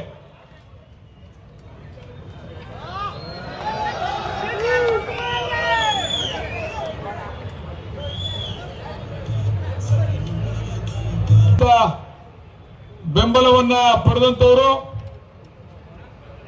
ಮೊನ್ನೆ ನಡೆದಂತ ಕೇಂದ್ರ ಸರ್ಕಾರದ ಬಜೆಟ್ನಲ್ಲಿ ಇಡೀ ರಾಜ್ಯಕ್ಕೆ ಅನ್ಯಾಯ ಮಾಡಿರ್ತಕ್ಕಂಥದ್ದು. ಇವತ್ತು ಕೇಂದ್ರದ ಸಚಿವರಾಗಿರ್ತಕ್ಕಂಥ ಕುಮಾರಸ್ವಾಮಿ ಅವರು, ನಾನು ಕೇಂದ್ರದಲ್ಲಿ ಮಂತ್ರಿ ಆದರೆ ರಾಜ್ಯಕ್ಕಾಗಿರ್ತಕ್ಕಂಥ ನೀರಾವರಿ ವಿಚಾರದಲ್ಲಿ ಅನ್ಯಾಯವನ್ನ ಸರಿಪಡಿಸ್ತೀನಿ, ನನಗೆ ಅಧಿಕಾರ ಕೊಡಿ ಅಂತ ಹೇಳಿ ಎಂಪಿ ಆಗಿ ಮಂತ್ರಿಯಾಗಿ ಇವತ್ತು ಮೇಕೆದಾಟು ಯೋಜನೆಗೆ ಒಂದೇ ಒಂದು ಅವರ ಬಜೆಟ್ ನಲ್ಲಿ ಸೊಲ್ಲನ್ನು ಎತ್ತಾ ಇರ್ತಕ್ಕಂಥದ್ದು. ಈ ರಾಜ್ಯದ ನೀರಾವರಿ ಸಮಸ್ಯೆ ಬಗ್ಗೆ ಎಲ್ಲೂ ಕೂಡ ಪ್ರಸ್ತಾಪ ಆಗದೆ ಇರ್ತಕ್ಕಂಥದ್ದು ಮತ್ತು ಈ ರಾಜ್ಯಕ್ಕೆ ಯಾವುದೇ ಒಂದು ಯೋಜನೆಯನ್ನ ಜಾರಿ ಮಾಡಲಿಕ್ಕೆ ವಿಫಲವಾಗಿರ್ತಕ್ಕಂಥ ಕೇಂದ್ರ ಸರ್ಕಾರ, ಕೇವಲ ಇವತ್ತಿಂದ ಅಲ್ಲ, ಸರ್ಕಾರ ಬಿಜೆಪಿ ಕೇಂದ್ರ ಸರ್ಕಾರ ಅಧಿಕಾರಕ್ಕೆ ಬಂದು 10 ವರ್ಷದಿಂದಲೂ ಕೂಡ ಈ ರಾಜ್ಯಕ್ಕೆ ಅನ್ಯಾಯ ಮಾಡ್ತಾ ಇರ್ತಕ್ಕಂಥದ್ದು, ಕನ್ನಡಿಗರಿಗೆ ದ್ರೋಹ ಬಗೆತಾ ಇರ್ತಕ್ಕಂಥದ್ದು. ನಮ್ಮ ನಾಯಕರಾದಂತಹ ಸನ್ಮಾನ್ಯ ಡಿ ಕೆ ಸುರೇಶ್ ಅವರು ಕೂಡ ಲೋಕಸಭೆಯಲ್ಲಿ ಧ್ವನಿಯನ್ನ ಎತ್ತಿರ್ತಕ್ಕಂಥದ್ದು. ನಮಗೆ ಕೇಂದ್ರದಿಂದ ನಮ್ಮ ರಾಜ್ಯಕ್ಕೆ ಆಗ್ತಕ್ಕಂಥ ತಾರತಮ್ಯವನ್ನ ಪ್ರಸ್ತಾಪ ಮಾಡಿರ್ತಕ್ಕಂಥದ್ದು. ಇವೆಲ್ಲವನ್ನ ಮುಂದೆ ಇಟ್ಕೊಂಡು ಕೇಂದ್ರ ಸರ್ಕಾರದಿಂದ ನಾವು ಏನು ಅನ್ಯಾಯಕ್ಕೆ ಒಳಗಾಗಿದ್ದೇವೆ ಅದರ ವಿರುದ್ಧವಾಗಿ, ಅದರ ಜೊತೆಯಲ್ಲಿ ಇವತ್ತು ರಾಜ್ಯ ಸರ್ಕಾರದಲ್ಲಿ ನಾವು ಸರ್ಕಾರವನ್ನ ಗ್ಯಾರಂಟಿಗಳನ್ನ ಈ ರಾಜ್ಯದಲ್ಲಿ ಅಧಿಕಾರಕ್ಕೆ ಬಂದಂತ ಸಂದರ್ಭದಲ್ಲಿ ಬರ್ತಕ್ಕಂಥ ಸಂದರ್ಭದಲ್ಲಿ ಸನ್ಮಾನ್ಯ ಮುಖ್ಯಮಂತ್ರಿಗಳು ಮುಖ್ಯಮಂತ್ರಿಗಳು ಘೋಷಣೆ ಮಾಡಿದಂತ ಎಲ್ಲ ಗ್ಯಾರಂಟಿಗಳನ್ನು ಕೂಡ ಅನುಷ್ಠಾನ ಮಾಡಿರ್ತಕ್ಕಂಥದ್ದು. ಇಂಥ ಸಂದರ್ಭದಲ್ಲಿ ಕೇವಲ ನಾಟಕಕ್ಕೋಸ್ಕರ ಸರ್ಕಾರಕ್ಕೆ ಕೆಟ್ಟ ಹೆಸರು ಬರಬೇಕು ಅಂತ ಹೇಳಿ ಅವರು ಏನು ಪಾದಯಾತ್ರೆಯನ್ನ ಹಮ್ಮಿಕೊಂಡಿದ್ದಾರೆ ಅದರ ವಿರುದ್ಧವಾಗಿ ಈ ಒಂದು ಜನಾಂದೋಲನ ಕಾರ್ಯಕ್ರಮವನ್ನು ನಾವೇನು ಆಯೋಜನೆ ಮಾಡಿದ್ದೇವೆ, ಆ ಆಯೋಜನೆ ಮಾಡಿರ್ತಕ್ಕಂಥ ಈ ಕಾರ್ಯಕ್ರಮಕ್ಕೆ ಬಂದಿರತಕ್ಕಂಥ ಎಲ್ಲ ನನ್ನ ಆತ್ಮೀಯ ಈ ಕ್ಷೇತ್ರದ ಮತ್ತು ಅಕ್ಕಪಕ್ಕದ ಕ್ಷೇತ್ರದ ಬಂಧುಗಳಿಗೆ ಈ ಸಂದರ್ಭದಲ್ಲಿ ಧನ್ಯವಾದಗಳನ್ನ ತಿಳಿಸ್ತಾ, ಈ ಒಂದು ವೇದಿಕೆ ಮೇಲೆ ಆಸೀನರಾಗಿರ್ತಕ್ಕಂಥ ಗ್ಯಾರಂಟಿಯ ಸಮಿತಿಯ 5 ಗ್ಯಾರಂಟಿಗಳನ್ನು ಏನು ರಾಜ್ಯ ಸರ್ಕಾರ ಅನುಷ್ಠಾನ ಮಾಡಿದೆ, ಆ ಸಮಿತಿಯ ರಾಜ್ಯದ ಅಧ್ಯಕ್ಷರಾಗಿರ್ತಕ್ಕಂಥ ಎಚ್.ಎಂ. ರೇವಣ್ಣನವರನ್ನ ಈ ಸಭೆಗೆ ನಾನು ಸ್ವಾಗತವನ್ನ ಈ ಸಂದರ್ಭದಲ್ಲಿ ಬಯಸಲಿಕ್ಕೆ ಇಚ್ಛೆ ಪಡ್ತೇನೆ. ನಮ್ಮ ನಾಯಕರಾದಂತ ಸನ್ಮಾನ್ಯ ಸಿಎಂ ಲಿಂಗಪ್ಪರವರು ಬಂದಿದ್ದಾರೆ, ಅವರು ಕೂಡ ಈ ಸಭೆಗೆ ಆತ್ಮೀಯವಾಗಿ ಸ್ವಾಗತವನ್ನ ಬಯಸ್ತಾ ಇದ್ದೇನೆ. ಅದೇ ರೀತಿ ಸನ್ಮಾನ್ಯ ನಮ್ಮ ಪಕ್ಷದ ಮುಖಂಡರಾದಂತಹ ವಿನಯ್ ಕುಮಾರ್ ಸೊರ್ಕೆ ಅವರು ಬಂದಿದ್ದಾರೆ, ಅವ್ರನ್ನೂ ಕೂಡ ಈ ಸಭೆಗೆ ನಾನು ಆದರವಾಗಿ ಸ್ವಾಗತವನ್ನ ಬಯಸ್ತಾ ಇದ್ದೇನೆ. ಸನ್ಮಾನ್ಯ ಸಚಿವರಾದಂತ ಸುಧಾಕರ್ ಅವರು ಬಂದಿದ್ದಾರೆ, ಅವ್ರನ್ನೂ ಕೂಡ ಈ ಸಭೆಗೆ ತಮ್ಮೆಲ್ಲರ ಪರವಾಗಿ ಆತ್ಮೀಯವಾಗಿ ಸ್ವಾಗತವನ್ನ ಬಯಸ್ತಾ, ಈಗ ತಾನೇ ತಮ್ಮೆಲ್ಲರಿಗೂ ಕೂಡ ಈ ಒಂದು ಕಾರ್ಯಕ್ರಮದ ವಿಚಾರವಾಗಿ ಮಂಡನೆ ಮಾಡಿಕೊಟ್ಟಂತ ಸನ್ಮಾನ್ಯ ಮಂತ್ರಿಗಳಾದಂತ ಜಮೀರ್ ಅಹಮದ್ ಖಾನ್ ಅವರು ಬಂದಿದ್ದಾರೆ, ಅವರು ಕೂಡ ಆದರದ ಸ್ವಾಗತವನ್ನು ಈ ಸಂದರ್ಭದಲ್ಲಿ ಬಯಸ್ತಾ, ವೇದಿಕೆ ಮೇಲಿರ್ತಕ್ಕಂಥ ಎಲ್ಲ ಗಣ್ಯರಿಗೆ ಯಾರು ಕೂಡ ತಪ್ಪು ಅನಿಸೋದು ಬೇಡ, ದಯಮಾಡಿ ಎಲ್ಲ ಅನೇಕ ಜನ ಮುಖಂಡರು ಈ ವೇದಿಕೆ ಮೇಲೆ ಇದ್ದಾರೆ, ಅವರೆಲ್ಲರಿಗೂ ಕೂಡ ಸ್ವಾಗತವನ್ನ ಬಯಸಿ, ಇವತ್ತು ನಮ್ಮ ಜನಗಳಿಗೆ ಅರ್ಥ ಆಗಬೇಕು ಕೇಂದ್ರ ಸರ್ಕಾರ ಯಾವ ರೀತಿ ಅದರ ಧೋರಣೆಯಿಂದ ನಮ್ಮ ರಾಜ್ಯಕ್ಕೆ ಅನ್ಯಾಯ ಆಗ್ತಾ ಇದೆ, ಇದರ ಮಧ್ಯದಲ್ಲಿ ಆ ಧೋರಣೆಯನ್ನ ಮುಚ್ಚಿಕೊಳ್ಳಲಿಕ್ಕೆ, ಕೇಂದ್ರ ಸರ್ಕಾರದ ಅನ್ಯಾಯವನ್ನ ಮುಚ್ಚಿಕೊಳ್ಳಲಿಕ್ಕೆ ಇವತ್ತು ಒಂದು ದೊಂಬರಾಟ ಶುರುವಾಗಿದೆ. ಇವತ್ತು ಬೆಂಗಳೂರಿನಿಂದ ಮೈಸೂರುವರೆಗೂ ಕೂಡ ನಾನು ಒಂದು ಕೇಳಲಿಕ್ಕೆ ಇಚ್ಛೆ ಪಡ್ತೇನೆ, ಯಾವುದಾದ್ರೂ ಒಂದು ಹೋರಾಟ ಪ್ರಾರಂಭ ಆದ್ರೆ ಅದು ಒಂದು ಬಾರಿ ಮಾಡಬೇಕು. ಈಗಾಗಲೇ ಈ ವಿಚಾರವಾಗಿ ಮೂಢ ವಿಚಾರವಾಗಿ ಒಂದು ಹೋರಾಟ ಮುಗಿದಿದೆ. ಇವತ್ತು ಕಾರ್ಗಳಲ್ಲಿ ಮೈಸೂರಿಗೆ ಹೋಗಿ ರ್ಯಾಲಿಯನ್ನ ಮಾಡಿದಂತ ಬಿಜೆಪಿಯ ಮುಖಂಡರುಗಳು ಪುನಃ ಯಾತಕ್ಕೋಸ್ಕರ ಈ ಪಾದಯಾತ್ರೆಯನ್ನು ಮಾಡ್ತಾ ಇದ್ದಾರೆ ಅಂತೇಳಿ ನಮ್ಗಂತೂ ಗೊತ್ತಿಲ್ಲ. ಅದರಿಂದ ದಯಮಾಡಿ ಈ ಒಂದು ಅವರ ದುರಾಲೋಚನೆಯ ವಿರುದ್ಧ ಜನಜಾಗೃತಿಯನ್ನ ಉಂಟು ಮಾಡಲಿಕ್ಕೆ ನಾವು ಈ ಕಾರ್ಯಕ್ರಮವನ್ನ ಹಮ್ಮಿಕೊಂಡಿದ್ದೇವೆ. ಇವತ್ತು ನಾವು ಅನ್ಕೊಂಡಂತ ಈಗ ಈ ಭಾಗದಿಂದ ಗೆದ್ದಂತ ಲೋಕಸಭಾ ಸದಸ್ಯರು ಮಂತ್ರಿಗಳಾಗಿ ನಮಗೆ ಆಗ್ತಾ ಇರ್ತಕ್ಕಂಥ ಅನ್ಯಾಯ ರಾಮನಗರ ಜಿಲ್ಲೆಗಾಗ್ಲಿ, ಮಂಡ್ಯ ಜಿಲ್ಲೆಗಾಗ್ಲಿ, ಮೈಸೂರು ಜಿಲ್ಲೆಗಾಗ್ಲಿ ಯಾವುದೇ ಒಂದು ಯೋಜನೆಯನ್ನ ಜಾರಿಗೆ ತರಲಿಕ್ಕೆ ಅವ್ರ ಕೈಯಲ್ಲಿ ಸಾಧ್ಯ ಆಗಲಿಲ್ಲ.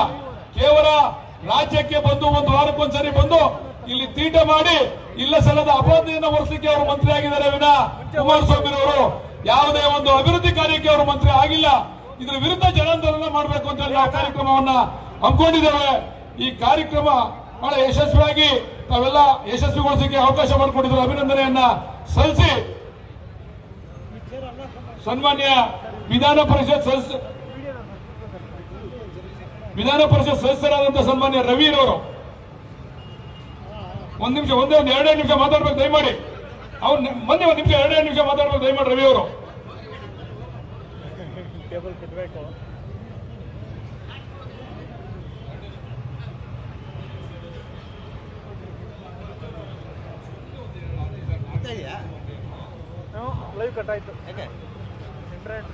ಜನಜಾಗೃತಿ ಕಾರ್ಯಕ್ರಮದ ಈ ಒಂದು ಕಾಂಗ್ರೆಸ್ ಪಕ್ಷದ ಕರ್ನಾಟಕ ಪ್ರದೇಶ ಕಾಂಗ್ರೆಸ್ ಪಕ್ಷದ ವತಿಯಿಂದ ಏರ್ಪಾಟ್ ಮಾಡಿರ್ತಕ್ಕಂಥ ಈ ಕಾರ್ಯಕ್ರಮದ ನೇತೃತ್ವವನ್ನು ವಹಿಸಿರ್ತಕ್ಕಂಥ ನಿಮ್ಮೆಲ್ಲರ ನೆಚ್ಚಿನ ನಾಯಕರು, ನಮ್ಮ ಅಧ್ಯಕ್ಷರು, ರಾಜ್ಯದ ಉಪಮುಖ್ಯಮಂತ್ರಿಗಳು ಆಗಿರ್ತಕ್ಕಂಥ ಹಿರಿಯರಾದಂಥ ಡಿ.ಕೆ.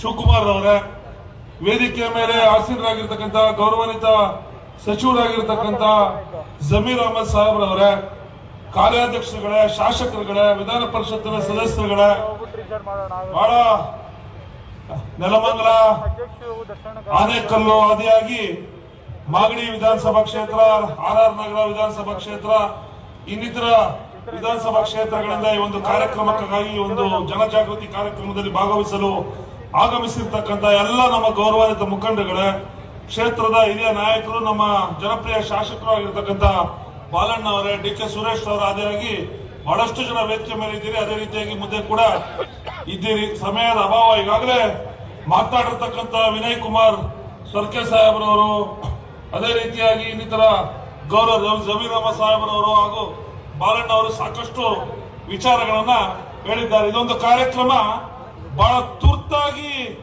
ನಿನ್ನೆ ಮಧ್ಯಾಹ್ನದ ನಂತರ ಒಂದು ಕಾರ್ಯಕ್ರಮವನ್ನು ಏರ್ಪಾಡು ಮಾಡಬೇಕು ಅಂತ ಹೇಳಿ ತೆಗೆದುಕೊಂಡಂತ ಒಂದು ತುರ್ತಾದ ನಿರ್ಧಾರ. ಆದರೂ ಕೂಡ ಇಷ್ಟೊಂದು ಅಸಂಖ್ಯಾತ ಜನ ಈ ಬಿಸಿಲಿನಲ್ಲೂ ಕೂಡ ಇಲ್ಲಿ ನೆರೆದಿರ್ತಕ್ಕಂಥದಕ್ಕೆ ತಮಗೆ ಈ ಒಂದು ಪ್ರಾರಂಭದಲ್ಲಿ ನಾನು ಅತ್ಯಂತ ವಿನಯಪೂರ್ವಕವಾಗಿ ಅಭಿನಂದನೆಗಳನ್ನ ಸಲ್ಲಿಸಲಿಕ್ಕೆ ನಾನು ಇಚ್ಛೆ ಪಡ್ತೀನಿ.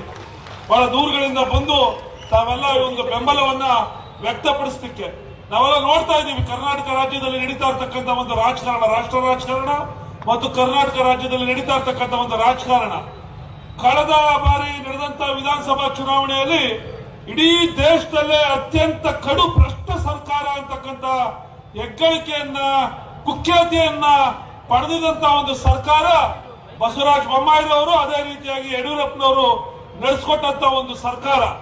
ವಾಮ ಮಾರ್ಗದ ಮುಖೇನವಾಗಿದ್ದಂತ ಶ್ರಮಿಸಿದ ಸರ್ಕಾರವನ್ನ ಕೆಡವಿ ಹಣ ಬಲದಿಂದಾಗಿ, ಅಧಿಕಾರ ಬಲದಿಂದಾಗಿ ಕೇಂದ್ರ ಸರ್ಕಾರದ ಏಜೆನ್ಸಿಗಳಾಗಿರ್ತಕ್ಕಂಥ ತಮ್ಮ ಬಿಜೆಪಿ ಪಕ್ಷದ ಏಜೆನ್ಸಿಗಳಾಗಿರ್ತಕ್ಕಂಥ ಐಟಿ, ಇಡಿ, ಸಿಬಿಐನ ನೆರವಿನಿಂದ ಅವತ್ತು ಒಂದು ಸರ್ಕಾರವನ್ನು ಪ್ರಜಾತಾತ್ಮಕವಾಗಿ ರಚನೆಯಾಗಿದ್ದಂತ ಸರ್ಕಾರವನ್ನ ಕೆಡವಿ ರಚನೆಯಾದಂತ ಸರ್ಕಾರ ಅವತ್ತಿನ ಯಡಿಯೂರಪ್ಪನವರು ಹಾಗೂ ಅದೇ ರೀತಿಯಾಗಿ ಬಸವರಾಜ ಬೊಮ್ಮಾಯಿ ಸರ್ಕಾರ ಎಸೆದಂತ ಹಲವಾರು ನೂರಾರು ಅಸಂಖ್ಯಾತ ಈ ಕರ್ನಾಟಕ ರಾಜ್ಯದ ಹಣವನ್ನ, ಜನಸಾಮಾನ್ಯರ ತೆರಿಗೆದಾರನ ಹಣವನ್ನ ಲೂಟಿ ಹೊಡೆದಂತ 40% ಕಮಿಷನ್ ಲೂಟಿ ಹೊಡೆದಂತ ಸರ್ಕಾರ ಯಾವ್ದಾರಿದ್ರೆ ಅದು ಬಿಜೆಪಿ ಸರ್ಕಾರ ಅನ್ನತಕ್ಕಂಥ ಒಂದು ಕುಖ್ಯಾತಿಗೆ ಒಳಗಾಗಿ ಈ ರಾಜ್ಯದ ಜನಜೀವನರ ಒಂದು ಶಾಂತಿ ಸೌಹಾರ್ದತೆಗೆ ಮೊದಲಿಂದಲೂ ಕೂಡ ಕರ್ನಾಟಕ ಅತ್ಯಂತ ಜನಪ್ರಿಯವಾಗಿರ್ತಕ್ಕಂಥದ್ದು. ಎಲ್ಲ ಜಾತಿ, ಜನಾಂಗ, ಭಾಷೆ, ಕೋಮು, ಧರ್ಮಗಳು ಒಟ್ಟಾಗಿ ಬಾಳ್ತಾ ಇರ್ತಕ್ಕಂಥ ಒಂದು ಈ ರಾಜ್ಯದಲ್ಲಿ ಒಂದು ಬೆಂಕಿಯನ್ನ ಸಾಮರಸ್ಯಕ್ಕೆ ಬೆಂಕಿಯನ್ನ ಹತ್ತಲಿಕ್ಕೆ ಹೊರತಕ್ಕಂಥ ಸರ್ಕಾರಕ್ಕೆ ಅವತ್ತು ಜನ ತಿರಸ್ಕಾರ ಮಾಡಿ 136 ಸೀಟ್ ಕೊಟ್ಟರು. ಇವತ್ತು ಕರ್ನಾಟಕ ರಾಜ್ಯದಲ್ಲಿ ಇಡೀ ದೇಶದಲ್ಲೇ ಅತ್ಯಂತ ದಕ್ಷ ರೀತಿಯಲ್ಲಿ ನಮ್ಮ ಜನಪ್ರಿಯ ಮುಖ್ಯಮಂತ್ರಿಗಳಾಗಿರ್ತಕ್ಕಂಥ ಸಿದ್ದರಾಮಯ್ಯನವರು ಹಾಗೂ ಡಿ ಕೆ ಶಿವಕುಮಾರ್ ಅವರ ನೇತೃತ್ವದಲ್ಲಿ ನಮ್ಮ ಸರ್ಕಾರ ಜನರ ಸೇವೆಯನ್ನು ಮಾಡ್ತಾ ಇರ್ತಕ್ಕಂಥ ಒಂದು ವಿಚಾರದಲ್ಲಿ ಸಹಿಸ್ತಾ ಇದೆ. ತನ್ನ ಚಾಳಿ, ಬಿಜೆಪಿಗೆ ಒಂದು ಚಾಳಿ, ಎಲ್ಲಿ ಬಿಜೆಪಿ ವಿರೋಧಿಗಳಿರ್ತಾರೆ, ವಿರೋಧಿ ಸರ್ಕಾರ ಇರ್ತದೆ, ಆ ಸರ್ಕಾರವನ್ನ ಕೆಡುತ್ತಕ್ಕಂಥ ಚಾಳಿ ಬಿಜೆಪಿಗೆ ಬಂದಿರತಕ್ಕಂಥದ್ದು. ಮತ್ತೆ ಅದು ಮುಂದುವರಿದ ಭಾಗವಾಗಿ ಇವತ್ತು ಕರ್ನಾಟಕದಲ್ಲಿ ಅತ್ಯಂತ 5 ಗ್ಯಾರಂಟಿಗಳನ್ನ ಕೊಟ್ಟ ಮಾತನ್ನ ನೆರವೇರಿಸಿಕೊಟ್ಟಂತ, ಯಶಸ್ವಿಯಾಗಿ ನೆರವೇರಿಸಿಕೊಟ್ಟಂತ ಹಾಗೂ ಹಲವಾರು ಯೋಜನೆಗಳನ್ನ ಅನುಷ್ಠಾನಗೊಳಿಸ್ತಾ ಇರ್ತಕ್ಕಂಥ ಒಂದು ಸರ್ಕಾರವಾಗಿ ಇರ್ತಕ್ಕಂಥ ಈ ಪ್ರಜಾತಾತ್ಮಕವಾಗಿ ರಚನೆ ಆಗಿರ್ತಕ್ಕಂಥ ಸರ್ಕಾರವನ್ನ ಕೆಡಬೇಕು. ಬಿಜೆಪಿ ಪಕ್ಷ ಈ ಒಂದು ಪ್ರಜಾಸತ್ತಾತ್ಮಕವಾಗಿರ್ತಕ್ಕಂಥ ಪ್ರಜಾಪ್ರಭುತ್ವ ವಿರೋಧಿ, ಸಂವಿಧಾನ ವಿರೋಧಿ, ಎಲ್ಲ ಜಾತಿ ಜನಾಂಗಗಳ ಅಲ್ಪಸಂಖ್ಯಾತರು ಇರ್ಬೋದು, ಹಿಂದುಳಿದ ವರ್ಗದವರು ಇರ್ಬೋದು, ಎಲ್ಲ ಜಾತಿ ಜನಾಂಗಗಳ ವಿರೋಧಿಗಳಾಗಿರ್ತಕ್ಕಂಥ, ಪರಿಶಿಷ್ಟ ಜಾತಿ ಜನಾಂಗಗಳ ವಿರೋಧಿಯಾಗಿರ್ತಕ್ಕಂಥ ಸರ್ಕಾರ ಈ ಸಿದ್ದರಾಮಯ್ಯನವರ ಸರ್ಕಾರವನ್ನು ಕೆಡಬೇಕು ಅಂತಕ್ಕಂಥ ಒಂದು ಪ್ರಯತ್ನದಲ್ಲಿ ಮುನ್ನಡೆಯುತ್ತಾ ಇರ್ತಕ್ಕಂಥದ್ದು. ಆ ಪ್ರಯತ್ನದ ಭಾಗವಾಗಿ ಮೂಡಾದಲ್ಲಿ ಇವತ್ತು ಹೇಳ್ತಾ ಇರ್ತಾರೆ. ನಮ್ಮ ಡಿ ಕೆ ಶಿವಕುಮಾರ್ ಅವರು ಹೇಳಿದ್ರು ಮೊನ್ನೆ, ಇವತ್ತು ನಮಗೆ ಸಿದ್ದರಾಮಯ್ಯನವರ ಪತ್ನಿ ಯಾವತ್ತೂ ಕೂಡ ಮನೆಯಿಂದ ಆಚೆ ಬಂದವರೇ ಅಲ್ಲ. ನಾವು ಬಹಳಷ್ಟು ಜನ ಅವರು ಮುಖ್ಯಮಂತ್ರಿಗಳಾಗಿದ್ದಂತವರು 14 ಬಾರಿ ಬಜೆಟ್ ನ ಮಂಡಿಸಿದಂತ ಒಬ್ಬ ಮುಖ್ಯಮಂತ್ರಿಗಳು ಇವತ್ತು ಕೂಡ ಅವರ ಧರ್ಮಪತ್ನಿ ಯಾವುದೇ ರಾಜಕೀಯ ಹಸ್ತಕ್ಷೇಪ ಮಾಡಿದಂತವರಲ್ಲ, ಯಾವುದೇ ರಾಜಕೀಯ ಕಾರ್ಯಕ್ರಮಗಳಲ್ಲಿ, ಸರ್ಕಾರಿ ಕಾರ್ಯಕ್ರಮಗಳಲ್ಲಿ ಪಾಲ್ಗೊಂಡವರಲ್ಲ. ಅಂತ ಒಬ್ಬ ಹೆಣ್ಣುಮಗಳು ತನಗೆ ತವರಿನಿಂದ ಬಂದಿರತಕ್ಕಂಥದ್ದು, ಆ ಹೆಣ್ಮಗಳಿಗೆ ತವರಿನಿಂದ ಕೊಟ್ಟಿರ್ತಕ್ಕಂಥ ಒಂದು ಜಮೀನು, ಅದರಲ್ಲಿ ಯಾವುದೇ ಬಿಜೆಪಿ ಹೇಳೋರು ಹೇಳ್ತಕ್ಕಂಥ ರೀತಿಯಲ್ಲಿ ಅವ್ರಿಗೆ ಹಂಚಿಕೆ ಆಗಿರ್ತಕ್ಕಂಥದ್ದು ಸಿದ್ದರಾಮಯ್ಯನವರು ಅಧಿಕಾರ ಇದ್ದಾಗ ಅಲ್ಲ, ಬಿಜೆಪಿ ಅವರು ಅಧಿಕಾರದಲ್ಲಿದ್ದಾಗ ಇಡೀ ಬಿಜೆಪಿ ಸರ್ಕಾರನೇ ಅವ್ರಿಗೆ ಹಂಚಿಕೆಯನ್ನು ಮಾಡಿ ಅಲ್ಲಿ ಇರ್ತಕ್ಕಂಥ ಭ್ರಷ್ಟಾಚಾರವನ್ನ ಹುಡುಕಿ ಇದರಲ್ಲಿ ಏನೋ ನಡೆದಿದೆ ಅಂತ ಹೇಳಿ ಒಂದು ಸುಳ್ಳನ್ನ 100 ಬಾರಿ ಹೇಳಿದ್ರೆ ಅದು ಸತ್ಯ ಆಗ್ತದೆ, ಜನರನ್ನ ನಂಬಿಸಬಹುದು ಅನ್ನೋ ದೆಸೆಯಲ್ಲಿ ಸುಳ್ಳನ್ನು ಹೇಳಿರ್ತಕ್ಕಂಥ ಈ ಮಾನಗೆಟ್ಟ ಬಿಜೆಪಿಗೆ ಒಂದು ಪಾಠವನ್ನು ಕಲಿಸಬೇಕಾದಂತ ಒಂದು ಸಂದರ್ಭ ಇವತ್ತು ಬಂದಿದೆ. ಇವತ್ತು ಸುಳ್ಳನ್ನು ಹೇಳಲಿಕ್ಕೆ ಇವತ್ತು ಮಾಗಡಿ ಮೇಲೆ ಈ ಬಿಡದಿ ಮೇಲೆ ಪಾದಯಾತ್ರೆ ಮೈಸೂರಿನವರೆಗೂ ಹೊರಟಿದ್ದೀವಿ ಅಂತ ಇರ್ತಕ್ಕಂಥದ್ದು. ಆ ವಿಚಾರದಲ್ಲಿ ನಮ್ಮ ನಾಯಕರುಗಳು ಆ ಬಿಜೆಪಿ ಅವರು ಮಾಡಿರ್ತಕ್ಕಂಥ ನೂರಾರು ಕುಖ್ಯಾತ ಹಗರಣಗಳನ್ನ ಈಗಾಗಲೇ ಬೆಳಕಿಗೆ ತರಲಿದ್ದಾರೆ. ನನಗಾದ್ರೂ ಕೂಡ ಸಮಯದ ಅಭಾವ ಇರೋದ್ರಿಂದ ಹೆಚ್ಚಿಗೆ ಮಾತನಾಡಲಿಕ್ಕೆ ಹೋಗದೆ ಎರಡು ಅವಕಾಶ ಕೊಟ್ಟಿದ್ದಕ್ಕೆ ಎಲ್ಲರಿಗೂ ಒಲಿಸಿ ನಾನು ಮಾತು ಮುಗಿಸ್ತಾ ಇದ್ದೀನಿ. ಜೈ ಹಿಂದ್, ಜೈ ಕಾಂಗ್ರೆಸ್. ಸನ್ಮಾನ್ಯ ಮುಖ್ಯಮಂತ್ರಿಗಳ ರಾಜಕೀಯ ಕಾರ್ಯದರ್ಶಿಗಳಾದಂತ ನಜೀರ್ ಅಹಮದ್ ಸಾವ್ರ ಅವರಿಗೆ ಸ್ವಾಗತವನ್ನ ಬಯಸ್ತಾ ಅವರು ಒಂದೆರಡು ಮಾತುಗಳನ್ನ ಆಡಬೇಕು ಅಂತ ಹೇಳಿ ತಮ್ಮ ಮುಖಾಂತರ ಮನವಿ ಮಾಡ್ಕೊಳ್ತಾ ಇದ್ದಾರೆ. ಈ ಕಾರ್ಯಕ್ರಮದ ಅಧ್ಯಕ್ಷತೆಯನ್ನು ವಹಿಸಿರ್ತಕ್ಕಂಥ ರಾಜ್ಯದ ಮುಖಂಡರು ಹಾಗೂ ರಾಜ್ಯದ ಡೆಪ್ಟಿ ಚೀಫ್ ಮಿನಿಸ್ಟರ್ ಆಗಿರ್ತಕ್ಕಂಥ ಈ ಕ್ಷೇತ್ರದ ನಾಯಕರಾಗಿರ್ತಕ್ಕಂಥ ಡಿ.ಕೆ. ಶಿವಕುಮಾರ್ ಅವರೇ, ವೇದಿಕೆಯಲ್ಲಿ ಉಪಸ್ಥಿತಕ್ಕಂಥ ಎಲ್ಲ ಮಂತ್ರಿಗಳಾದ ಜಮೀರ್ ಅಹಮದ್ ಸಾಹೇಬ್ರೆ ಹಾಗೂ ಸುಧಾಕರ್ ಅವರೇ, ಎಲ್ಲ ಕಾರ್ಯಾಧ್ಯಕ್ಷರಾಗಿರ್ತಕ್ಕಂಥ ಸೋರ್ಕೆ ಅವರೇ, ಎಲ್ಲ ಶಾಸಕರೇ, ವಿಧಾನ ಪರಿಷತ್ನ ಸದಸ್ಯರುಗಳೇ, ಕಾಂಗ್ರೆಸ್ ಪಕ್ಷದ ಮುಖಂಡರುಗಳೇ, ಬಂದಿರತಕ್ಕಂಥ ಎಲ್ಲ ಅಣ್ಣ ತಮ್ಮಂದ್ರೆ, ಅರ್ಥಪೂರ್ಣ ಕಾರ್ಯಕ್ರಮ. ಈ ಕಾರ್ಯಕ್ರಮದಲ್ಲಿ ತಾವೆಲ್ಲ ಬಂದು ಬಾರಿ ದೊಡ್ಡ ಸಂಖ್ಯೆಯಲ್ಲಿ ಬಂದು ಭಾಗವಹಿಸಿದ್ರಿ. ಕಾರಣ ಈ ರಾಜ್ಯಕ್ಕೆ ಆಗ್ತಕ್ಕಂಥ ಅನ್ಯಾಯ, ಇದರ ಬಗ್ಗೆ ಹಲವಾರು ಸತಿ ಪ್ರಸ್ತಾಪ ಮಾಡಿದ್ದೀವಿ. ರಾಜ್ಯಕ್ಕೆ ಆಗ್ತಾ ಇರ್ತಕ್ಕಂಥ ಅನ್ಯಾಯದ ಬಗ್ಗೆ ಬಿಜೆಪಿನವರು ಮಾತನಾಡ್ತಾ ಇಲ್ಲ. ರಾಜ್ಯಕ್ಕೆ ಯಾವ ರೀತಿ ನಮಗೆ ಮೋಸ ಮಾಡ್ತಿದ್ದಾರೆ ಅದರ ಬಗ್ಗೆ ಬಿಜೆಪಿನವರು ಮಾತನಾಡ್ತಾ ಇಲ್ಲ. ತಾವು ತಮ್ಮ ಗಮನಕ್ಕೆ ಇರ್ಬೋದು, ಸುಮಾರು ಇಡೀ ಶಾಸಕ ಪಕ್ಷದ ಶಾಸಕರು ಎಲ್ಲ ಸೇರಿ ನಾವು ಡೆಲ್ಲಿಗೆ ಹೋಗಿ ಒಂದು ಹೋರಾಟ ಮಾಡಿದ್ದೀವಿ, ಧರ್ನಾ ಕೂತ್ಕೊಂಡ್ವಿ ಜಂತರ್ ಮಂತರಲ್ಲಿ. ನೋಡಪ್ಪ, ನಮಗೆ 15 ಫೈನಾನ್ಸ್ ಕಮಿಷನ್ ಅಲ್ಲಿ ನಮಗೆ ಬರಬೇಕಾಗಿರ್ತಕ್ಕಂಥ ದುಡ್ಡು ನಮ್ಗೆ ಬಂದಿಲ್ಲ, ದಯವಿಟ್ಟು ಆ ಹಣವನ್ನು ರಾಜ್ಯಕ್ಕೆ ಕೊಡಬೇಕು ಅಂತ ಹೇಳ್ಬಿಟ್ಟು ಒಂದು ಧರ್ನಾ ಮಾಡಿದ್ರು ಸಹ ಇವತ್ತುವರೆಗೂ ಒಂದು ಕೌಡಿ ಪಾಸ್, ಒಂದು ಪೈಸಾ ನಮ್ಗೆ ಸಿಕ್ಕಿಲ್ಲ. ಈಗ ಈ ಬಜೆಟ್ ಅಲ್ಲಿ ಏನಾದ್ರು ನಮ್ಗೆ ಸಿಗ್ಬೋದು ಅಂತ ಭಾರಿ ಒಂದು ಆಸೆ ಆಕಾಂಕ್ಷೆಗಳಿತ್ತು, ಏನಾದ್ರು ಒಂದು ಮಾಡ್ಬೋದು. ಹೊಸದಾಗಿ ಮತ್ತೆ ಸರ್ಕಾರ ಬಂದಿದೆ ಕೇಂದ್ರದಲ್ಲಿ, ರಾಜ್ಯದಲ್ಲಿ ಸುಮಾರು 19 ಜನ ಸಂಸದರು ಆಯ್ಕೆಯಾಗಿ ಹೋಗಿದ್ದಾರೆ. ಈ ರಾಜ್ಯಕ್ಕೆ ಏನಾದ್ರು ಮಾಡ್ತಾರೆ ಅಂತ ನೋಡಿದಾಗ ಮತ್ತೆ ನೀವನ್ನೆಲ್ಲ ಮೊನ್ನೆ ನೋಡಿರ್ಬೋದು, ದೊಡ್ಡ ಒಂದು ಚಂಬು ಕೈಯಲ್ಲಿ ಕೊಟ್ಟಿರ್ತಕ್ಕಂಥದ್ದು ಬಿಜೆಪಿ ಸರ್ಕಾರದವರು. ಅವ್ರ ಕಾಲದಲ್ಲಿ ಯಾವ್ದಾದ್ರು ಒಂದು ಹೋರಾಟ ಮಾಡಿದಾರ? ನೀವು ಜ್ಞಾಪಕ ಮಾಡ್ಕೊಳ್ಳಿ, ಇದೇ ಕಾವೇರಿ ಸಮಸ್ಯೆ ಬಂದಾಗ ಆವಾಗ ಬಂಗಾರಪ್ಪನವರು ಮುಖ್ಯಮಂತ್ರಿ ಆಗಿದ್ರು.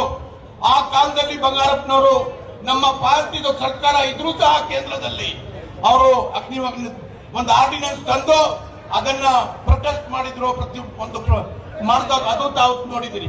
ಅದೇ ರೀತಿ ಸನ್ಮಾನ್ಯ ಶ್ರೀ ಎಸ್.ಎಂ. ಕೃಷ್ಣ ಅವರಿದ್ದಾಗಲೂ ಸಹ ಆಗ್ಲೂ ಕಾಂಗ್ರೆಸ್ ಪಕ್ಷದ ಸರ್ಕಾರ ಕೇಂದ್ರದಲ್ಲಿತ್ತು. ಆ ಕಾಂಗ್ರೆಸ್ ಪಕ್ಷದ ಸರ್ಕಾರದ ವಿರೋಧವಾಗಿ ನಾವು ಹೋರಾಟ ಮಾಡಿದ್ದೀವಿ, ನಮ್ಮ ರಾಜ್ಯದ ಒಂದು ಹಿತವನ್ನು ಕಾಪಾಡೋದಕ್ಕಾಗಿ. ಅದೇ ರೀತಿ ಇವತ್ತಿನ ದಿವಸ ನೀವು ಮೊನ್ನೆ ನೋಡಿರ್ಬೋದು, ಬೊಮ್ಮಾಯಿಯವರು ಆಗಿರ್ಬೋದು, ಯಡಿಯೂರಪ್ಪನವರು ಆಗಿರ್ಬೋದು, ಅವ್ರ ಕಾಲದಲ್ಲಿ ಯಾವುದೇ ರೀತಿ ಪ್ರತಿಭಟನೆಯನ್ನು ಸಹ ಮಾಡಿಲ್ಲ. ಈಗ ಇಷ್ಟು ದೊಡ್ಡ ಸಂಖ್ಯೆಯಲ್ಲಿ ಎಷ್ಟು ಸುಮಾರು 15 ದಿವಸ ನಾವು ಬೇಕಾದಷ್ಟು ಒಂದು ಪಾದಯಾತ್ರೆ ಮಾಡಿದ್ದೀವಿ. ಅದರ ಬಗ್ಗೆ ಎಲ್ಲಾ ರೀತಿ ವ್ಯವಸ್ಥೆ ಇದ್ರೂ ಸಹ, ಇನ್ಫ್ರಾಸ್ಟ್ರಕ್ಚರ್ ಎಲ್ಲ ಮಾಡ್ಲಿಕ್ಕೆ ಸರ್ಕಾರ ತಯಾರಿದ್ರು ಸಹ ಅದಕ್ಕೆ ನಮಗೆ ಎನ್ವೈರನ್ಮೆಂಟಲ್ ಕ್ಲಿಯರೆನ್ಸ್ ಕೊಡದೆ ಕೇಂದ್ರ ಸರ್ಕಾರದವರು ಇಟ್ಕೊಂಡಿದ್ದಾರೆ. ಅದೇ ರೀತಿ ಪ್ರತಿಯೊಂದು ಇಶ್ಯೂ ನಮ್ಮ ಜೊತೆಗೆ ಕೇಂದ್ರ ಸರ್ಕಾರದಿಂದ ಒಂದು ಸಹಾಯವನ್ನು ಸಿಗ್ತಾ ಇಲ್ಲ. ಈ ಸತಿ ಒಂದು ಮೂಡಾದ ಒಂದು ಇಶ್ಯೂ ತಗೊಂಡು, ಮೂಡಾದ ಬಗ್ಗೆ ಪ್ರತಿಯೊಬ್ಬರಿಗೂ ಕೊಟ್ಟು ಇವತ್ತಿನ ದಿವಸ ತಾವೆಲ್ಲ ನೋಡಿದ್ರಿ, ನೋಟಿಫಿಕೇಶನ್ ಅಂದ್ರೆ ಏನು, ಡಿನೋಟಿಫಿಕೇಶನ್ ಅಂದ್ರೆ ಏನು, 50-50 ಕನ್ಸೆಂಟ್ ಇದು ಮಾಡಿದಾಗ ಏನು ಅಂತ ಹೇಳ್ಬಿಟ್ಟು ಪ್ರತಿಯೊಬ್ಬರಿಗೂ ಗೊತ್ತು. ಈ ಒಂದು ಇಶ್ಯೂ ಯಾವುದೇ ರೀತಿ ಟೋಟಲ್ ಆಗಿ ಲೀಗಲ್ ಆಗಿ ಆಗಿರ್ತಕ್ಕಂಥ ಒಂದು ಇಶ್ಯೂನ ತೆಗೆದು ಇವತ್ತಿನ ದಿವಸ ತಗೊಂಡು ಹೋಗಿ ಒಂದು ಪಾದಯಾತ್ರೆಯನ್ನು ಮಾಡ್ತೀವಿ. ಪಾದಯಾತ್ರೆ ಮುಖಾಂತರ ಅವರ ಸ್ವಲ್ಪ ನೋಡ್ಕೊಳ್ಬೇಕು, ಅವ್ರ ಕಾಲದಲ್ಲಿ ಏನೇನಾಗಿದೆ ಅದನ್ನ ನೋಡ್ಕೊಳ್ಬೇಕು. ಗೋವಿ ನಿಗಮದ ಒಂದು ಇದರಲ್ಲಿ ಏನಾಗಿದೆ, ಟ್ರಕ್ ಟರ್ಮಿನಲ್ ಅಲ್ಲಿ ಏನಾಗಿದೆ, 47 ಕೋಟಿ ರೂಪಾಯಿ ಒಂದು ಟೆಂಡರ್ ಕೊಡದೆ 5 ಲಕ್ಷ ರೂಪಾಯಿದು ಕೆಲಸಗಳು, ಎಷ್ಟು ಕೆಲಸಗಳು ಕೊಟ್ಟಿರೋದು 819 ಕೆಲಸಗಳು 5 ಲಕ್ಷ ರೂಪಾಯಿ ತರ ಕೊಟ್ಟಿರ್ತಕ್ಕಂಥದ್ದು. ಯಾರಿಗೆ ಕೊಟ್ಟಿರ್ತಕ್ಕಂಥದ್ದು? ಕೇವಲ ಒಂದು 3 ಕಂಪನಿಗೆ. ಆ ಕಂಪನಿ CID ನವರು ಹುಡ್ಕೊಂಡು ಹೋದ್ರೆ ಆ ಕಂಪನಿಗಳಿಗೆ ಬರೀ ಬೋರ್ಡ್ ಇದೆ, ಯಾವ ರೀತಿ ಆಫೀಸ್ ಇಲ್ಲ, ಯಾವುದೇ ರೀತಿ ಎಸ್ಟಾಬ್ಲಿಷ್ಮೆಂಟ್ ಇಲ್ಲ. ಇವತ್ತಿನ ದಿವಸ ಆ MD ಯಾರಾಗಿದ್ದಾರೆ ಅವರು ಜೈಲಲ್ಲಿದ್ದಾರೆ. ಆ ಒಂದು ಟ್ರಕ್ ಟರ್ಮಿನಲ್ದು ಅಧ್ಯಕ್ಷರಾಗಿರ್ತಕ್ಕಂಥ ವೀರಯ್ಯನವರು, ಬಿಜೆಪಿ MLC ಅವರು ಸಹ ಇವತ್ತಿನ ದಿವಸ ಜೈಲಲ್ಲಿದ್ದಾರೆ. ಅದರ ಬಗ್ಗೆ ಇವತ್ತಿನ ದಿವಸ ನೀವು ಚರ್ಚೆ ಮಾಡ್ತಾ ಇದ್ದೀರಾ? ಅದರ ಬಗ್ಗೆ ನೀವು ಚರ್ಚೆ ಮಾಡ್ತಾ ಇಲ್ಲ. ಅದೇ ರೀತಿ ಭೂಮಿ ನಿಗಮದ್ದು ನೀವು ಬೆನಿಫಿಷರೀಸ್ಗೆ, ಫಲಾನುಭವಿಗಳಿಗೆ ಡೈರೆಕ್ಟ್ ಆಗಿ 10 ಲಕ್ಷ ರೂಪಾಯಿಯನ್ನು ಕಳಿಸ್ತೀರಾ, ಮತ್ತೆ ಅವ್ನಿಗೆ 25,000 ರೂಪಾಯಿ ಇಟ್ಕೊಂಡು 9,77,000 ರೂಪಾಯಿಯನ್ನು ಟ್ರಾನ್ಸ್ಫರ್ ಮಾಡ್ತಾರೆ. ಯಾರಿಗೆ ಟ್ರಾನ್ಸ್ಫರ್ ಮಾಡ್ತಾರೆ? ಆ ಭೂಮಿ ನಿಗಮದ ಚೇರ್ಮನ್ ಮಗನ ಅಕೌಂಟ್ಗೆ ಟ್ರಾನ್ಸ್ಫರ್ ಮಾಡ್ತಾರೆ. ಅದು ಸಹ CID ಎನ್ಕ್ವೈರಿ ನಡೀತಾ ಇದೆ. ಅದೇ ರೀತಿ ಟಾಂಡಾ ನಿಗಮ ಇರ್ಬೋದು, ಅದೇ ರೀತಿ ನಿಮ್ಮ APMC ಇರ್ಬೋದು, ಸುಮಾರು 20ಕ್ಕಿಂತ ಹೆಚ್ಚಾಗಿ ಆ ಒಂದು ಸ್ಕ್ಯಾಮ್ಸ್ ನಿಮ್ಮ ಕಾಲದಲ್ಲಿ ಆಗಿರ್ತಕ್ಕಂಥದ್ದು. ಅದೆಲ್ಲ ಇವತ್ತಿನ ದಿವಸ ನಾಳೆ ಅವ್ರು ಬಂದಾಗ ಆ ಪ್ರಶ್ನೆವನ್ನು ತಾವೆಲ್ಲ ಕೇಳಬೇಕು ಅಂತ ನಿಮ್ಮಲ್ಲಿ ಕೇಳಿಕೊಂಡು ಇವತ್ತಿನ ದಿವಸ ಧೈರ್ಯವಾಗಿ ಸರ್ಕಾರ ಜುಡಿಷಿಯಲ್ ಕಮಿಷನ್ ಆರ್ಡರ್ ಮಾಡಿದೆ. ನಮ್ಮ ಹೈಕೋರ್ಟ್ ಜಡ್ಜ್ ಅವ್ರಿಗೆ ಟರ್ಮ್ಸ್ ಆಫ್ ರೆಫರೆನ್ಸ್ ಕೊಟ್ಟು 2006ರಿಂದ ಏನೇನಾಗಿದೆ ಮೂಡ ಅಲ್ಲಿ ಅದನ್ನೆಲ್ಲ ನೀವು ತನಿಖೆ ಮಾಡಿ ಅಂತ ಹೇಳ್ಬಿಟ್ಟು ಸರ್ಕಾರ ಘೋಷಣೆ ಮಾಡಿ ಟರ್ಮ್ಸ್ ಆಫ್ ರೆಫರೆನ್ಸ್ ಕೊಟ್ಟು ಆದೇಶವನ್ನು ಮಾಡಿದೆ. ನೀವು ಹೋಗ್ಬಿಟ್ಟು ಹೇಳಿ ಸರ್ಕಾರ ಕಮಿಷನ್ ಮುಂದೆ ಏನೇನ್ ನಡೆದಿದೆ, ಏನೇನ್ ನಿಮ್ಮಲ್ಲಿ ಡಾಕ್ಯುಮೆಂಟ್ಸ್ ಇದ್ರೆ ಅದನ್ನ ಹೋಗಿ ಪ್ರೆಸೆಂಟ್ ಮಾಡಿ. ಅದನ್ನ ಬಿಟ್ಟು ರಾಜಕೀಯವಾಗಿ ಇವತ್ತಿನ ದಿವಸ ನೀವು ಕೆಂಗೇರಿನಿಂದ ಹಿಡಿದು ಮೈಸೂರುವರೆಗೆ ಪಾದಯಾತ್ರೆ ಹೋಗಿ ಕೇವಲ ಜನಗಳಿಗೆ ತಪ್ಪದಾರಿಗೆ ತಗೊಂಡು ಹೋಗ್ಲಿಕ್ಕೆ ನೋಡ್ತಿದ್ದಾರೆ. ದೇಶದಲ್ಲಿ ತಪ್ಪು ಸಂದೇಶ ಕೊಡ್ಲಿಕ್ಕಾಗಿ ಹೋಗ್ತಿದ್ದಾರೆ. ಇವತ್ತಿನ ದಿವಸ ಸಿದ್ದರಾಮಯ್ಯನವರದ್ದು 2ನೇ ಬಾರಿ ಮುಖ್ಯಮಂತ್ರಿಯಾಗಿರ್ತಕ್ಕಂಥದ್ದು. ಯಾವುದೇ ರೀತಿ 5 ವರ್ಷಗಳ ಕಾಲ ಯಾವ ಸ್ಕ್ಯಾಮು ಇಲ್ಲ, ಯಾವ ಇದು ಇಲ್ಲ. ಅದೇ ರೀತಿ ಕ್ಲೀನ್ ಇಮೇಜ್ ಇರ್ತಕ್ಕಂಥ ಒಂದು ವ್ಯಕ್ತಿ, ಆ ವ್ಯಕ್ತಿ ಇಮೇಜ್ ನ ಕೆಡಿಸೋದಕ್ಕಾಗಿ ತಾವು ಇವತ್ತಿನ ದಿವಸ ಹೊರಟಿದ್ರಿ. ಇದನ್ನ ಕಾಂಗ್ರೆಸ್ ಪಕ್ಷದವರು ಬಿಟ್ಕೊಡೋದಿಲ್ಲ. ಕಾಂಗ್ರೆಸ್ ದೊಡ್ಡ ಸೈನ್ಯ ಇದೆ, ಈ ಸೈನ್ಯ ಬಿಟ್ಕೊಡಲ್ಲ ಅಂತ ಹೇಳಿ ನಿಮ್ಗೆ ಎಚ್ಚರಿಕೆಯನ್ನು ಕೊಟ್ಟು ಮಾತನಾಡೋದಕ್ಕೆ ಅವಕಾಶ ಮಾಡಿ ಕೊಟ್ಟಿದ್ದಕ್ಕಾಗಿ ತಮ್ಮೆಲ್ಲರಿಗೂ ಅಭಿನಂದನೆ ಸಲ್ಲಿಸಿ ಎರಡು ಮಾತನ್ನ ಮುಗಿಸ್ತಾ ಇದ್ದೀನಿ. ಜೈ ಹಿಂದ್, ಜೈ ಕರ್ನಾಟಕ. ಕರ್ನಾಟಕ ಸರ್ಕಾರದ ಮಾನ್ಯ ಗೃಹ ಮಂತ್ರಿಗಳಾದಂತಹ ಸನ್ಮಾನ್ಯ ಪರಮೇಶ್ವರ್ ಅವರು ಸಭೆಗೆ ಆಗಮಿಸಿದ್ದಾರೆ. ಅವರಿಗೆ ನಿಮ್ಮೆಲ್ಲರ ಪರವಾಗಿ ಆದರದ ಸ್ವಾಗತವನ್ನ ಬಯಸ್ತಾ ಇದ್ದೀನಿ. ಈಗ ಸಭೆಯನ್ನ ಉದ್ದೇಶಿಸಿ ಸನ್ಮಾನ್ಯ ನಮ್ಮ ನಾಯಕರಾದಂತಹ ಗ್ಯಾರಂಟಿ ರಾಜ್ಯದ ಸಮಿತಿಗೆ ಅಧ್ಯಕ್ಷರಾದಂತಹ HM ರೇವಣ್ಣ ಅವರು ಒಂದು 5 ನಿಮಿಷಗಳ ಕಾಲ ಮಾತಾಡಬೇಕು ಅಂತ ಮನವಿ ಮಾಡ್ತಾ ಇದ್ದೀವಿ. ರಿಜ್ವಾನ್ ಸಾಹೇಬರಿಗೆ, ಅಜಯ್ ಸಿಂಗ್ ಸಾಹೇಬರಿಗೆ ಸ್ವಾಗತವನ್ನ ಬಯಸ್ತಾ ಇದ್ದೇನೆ.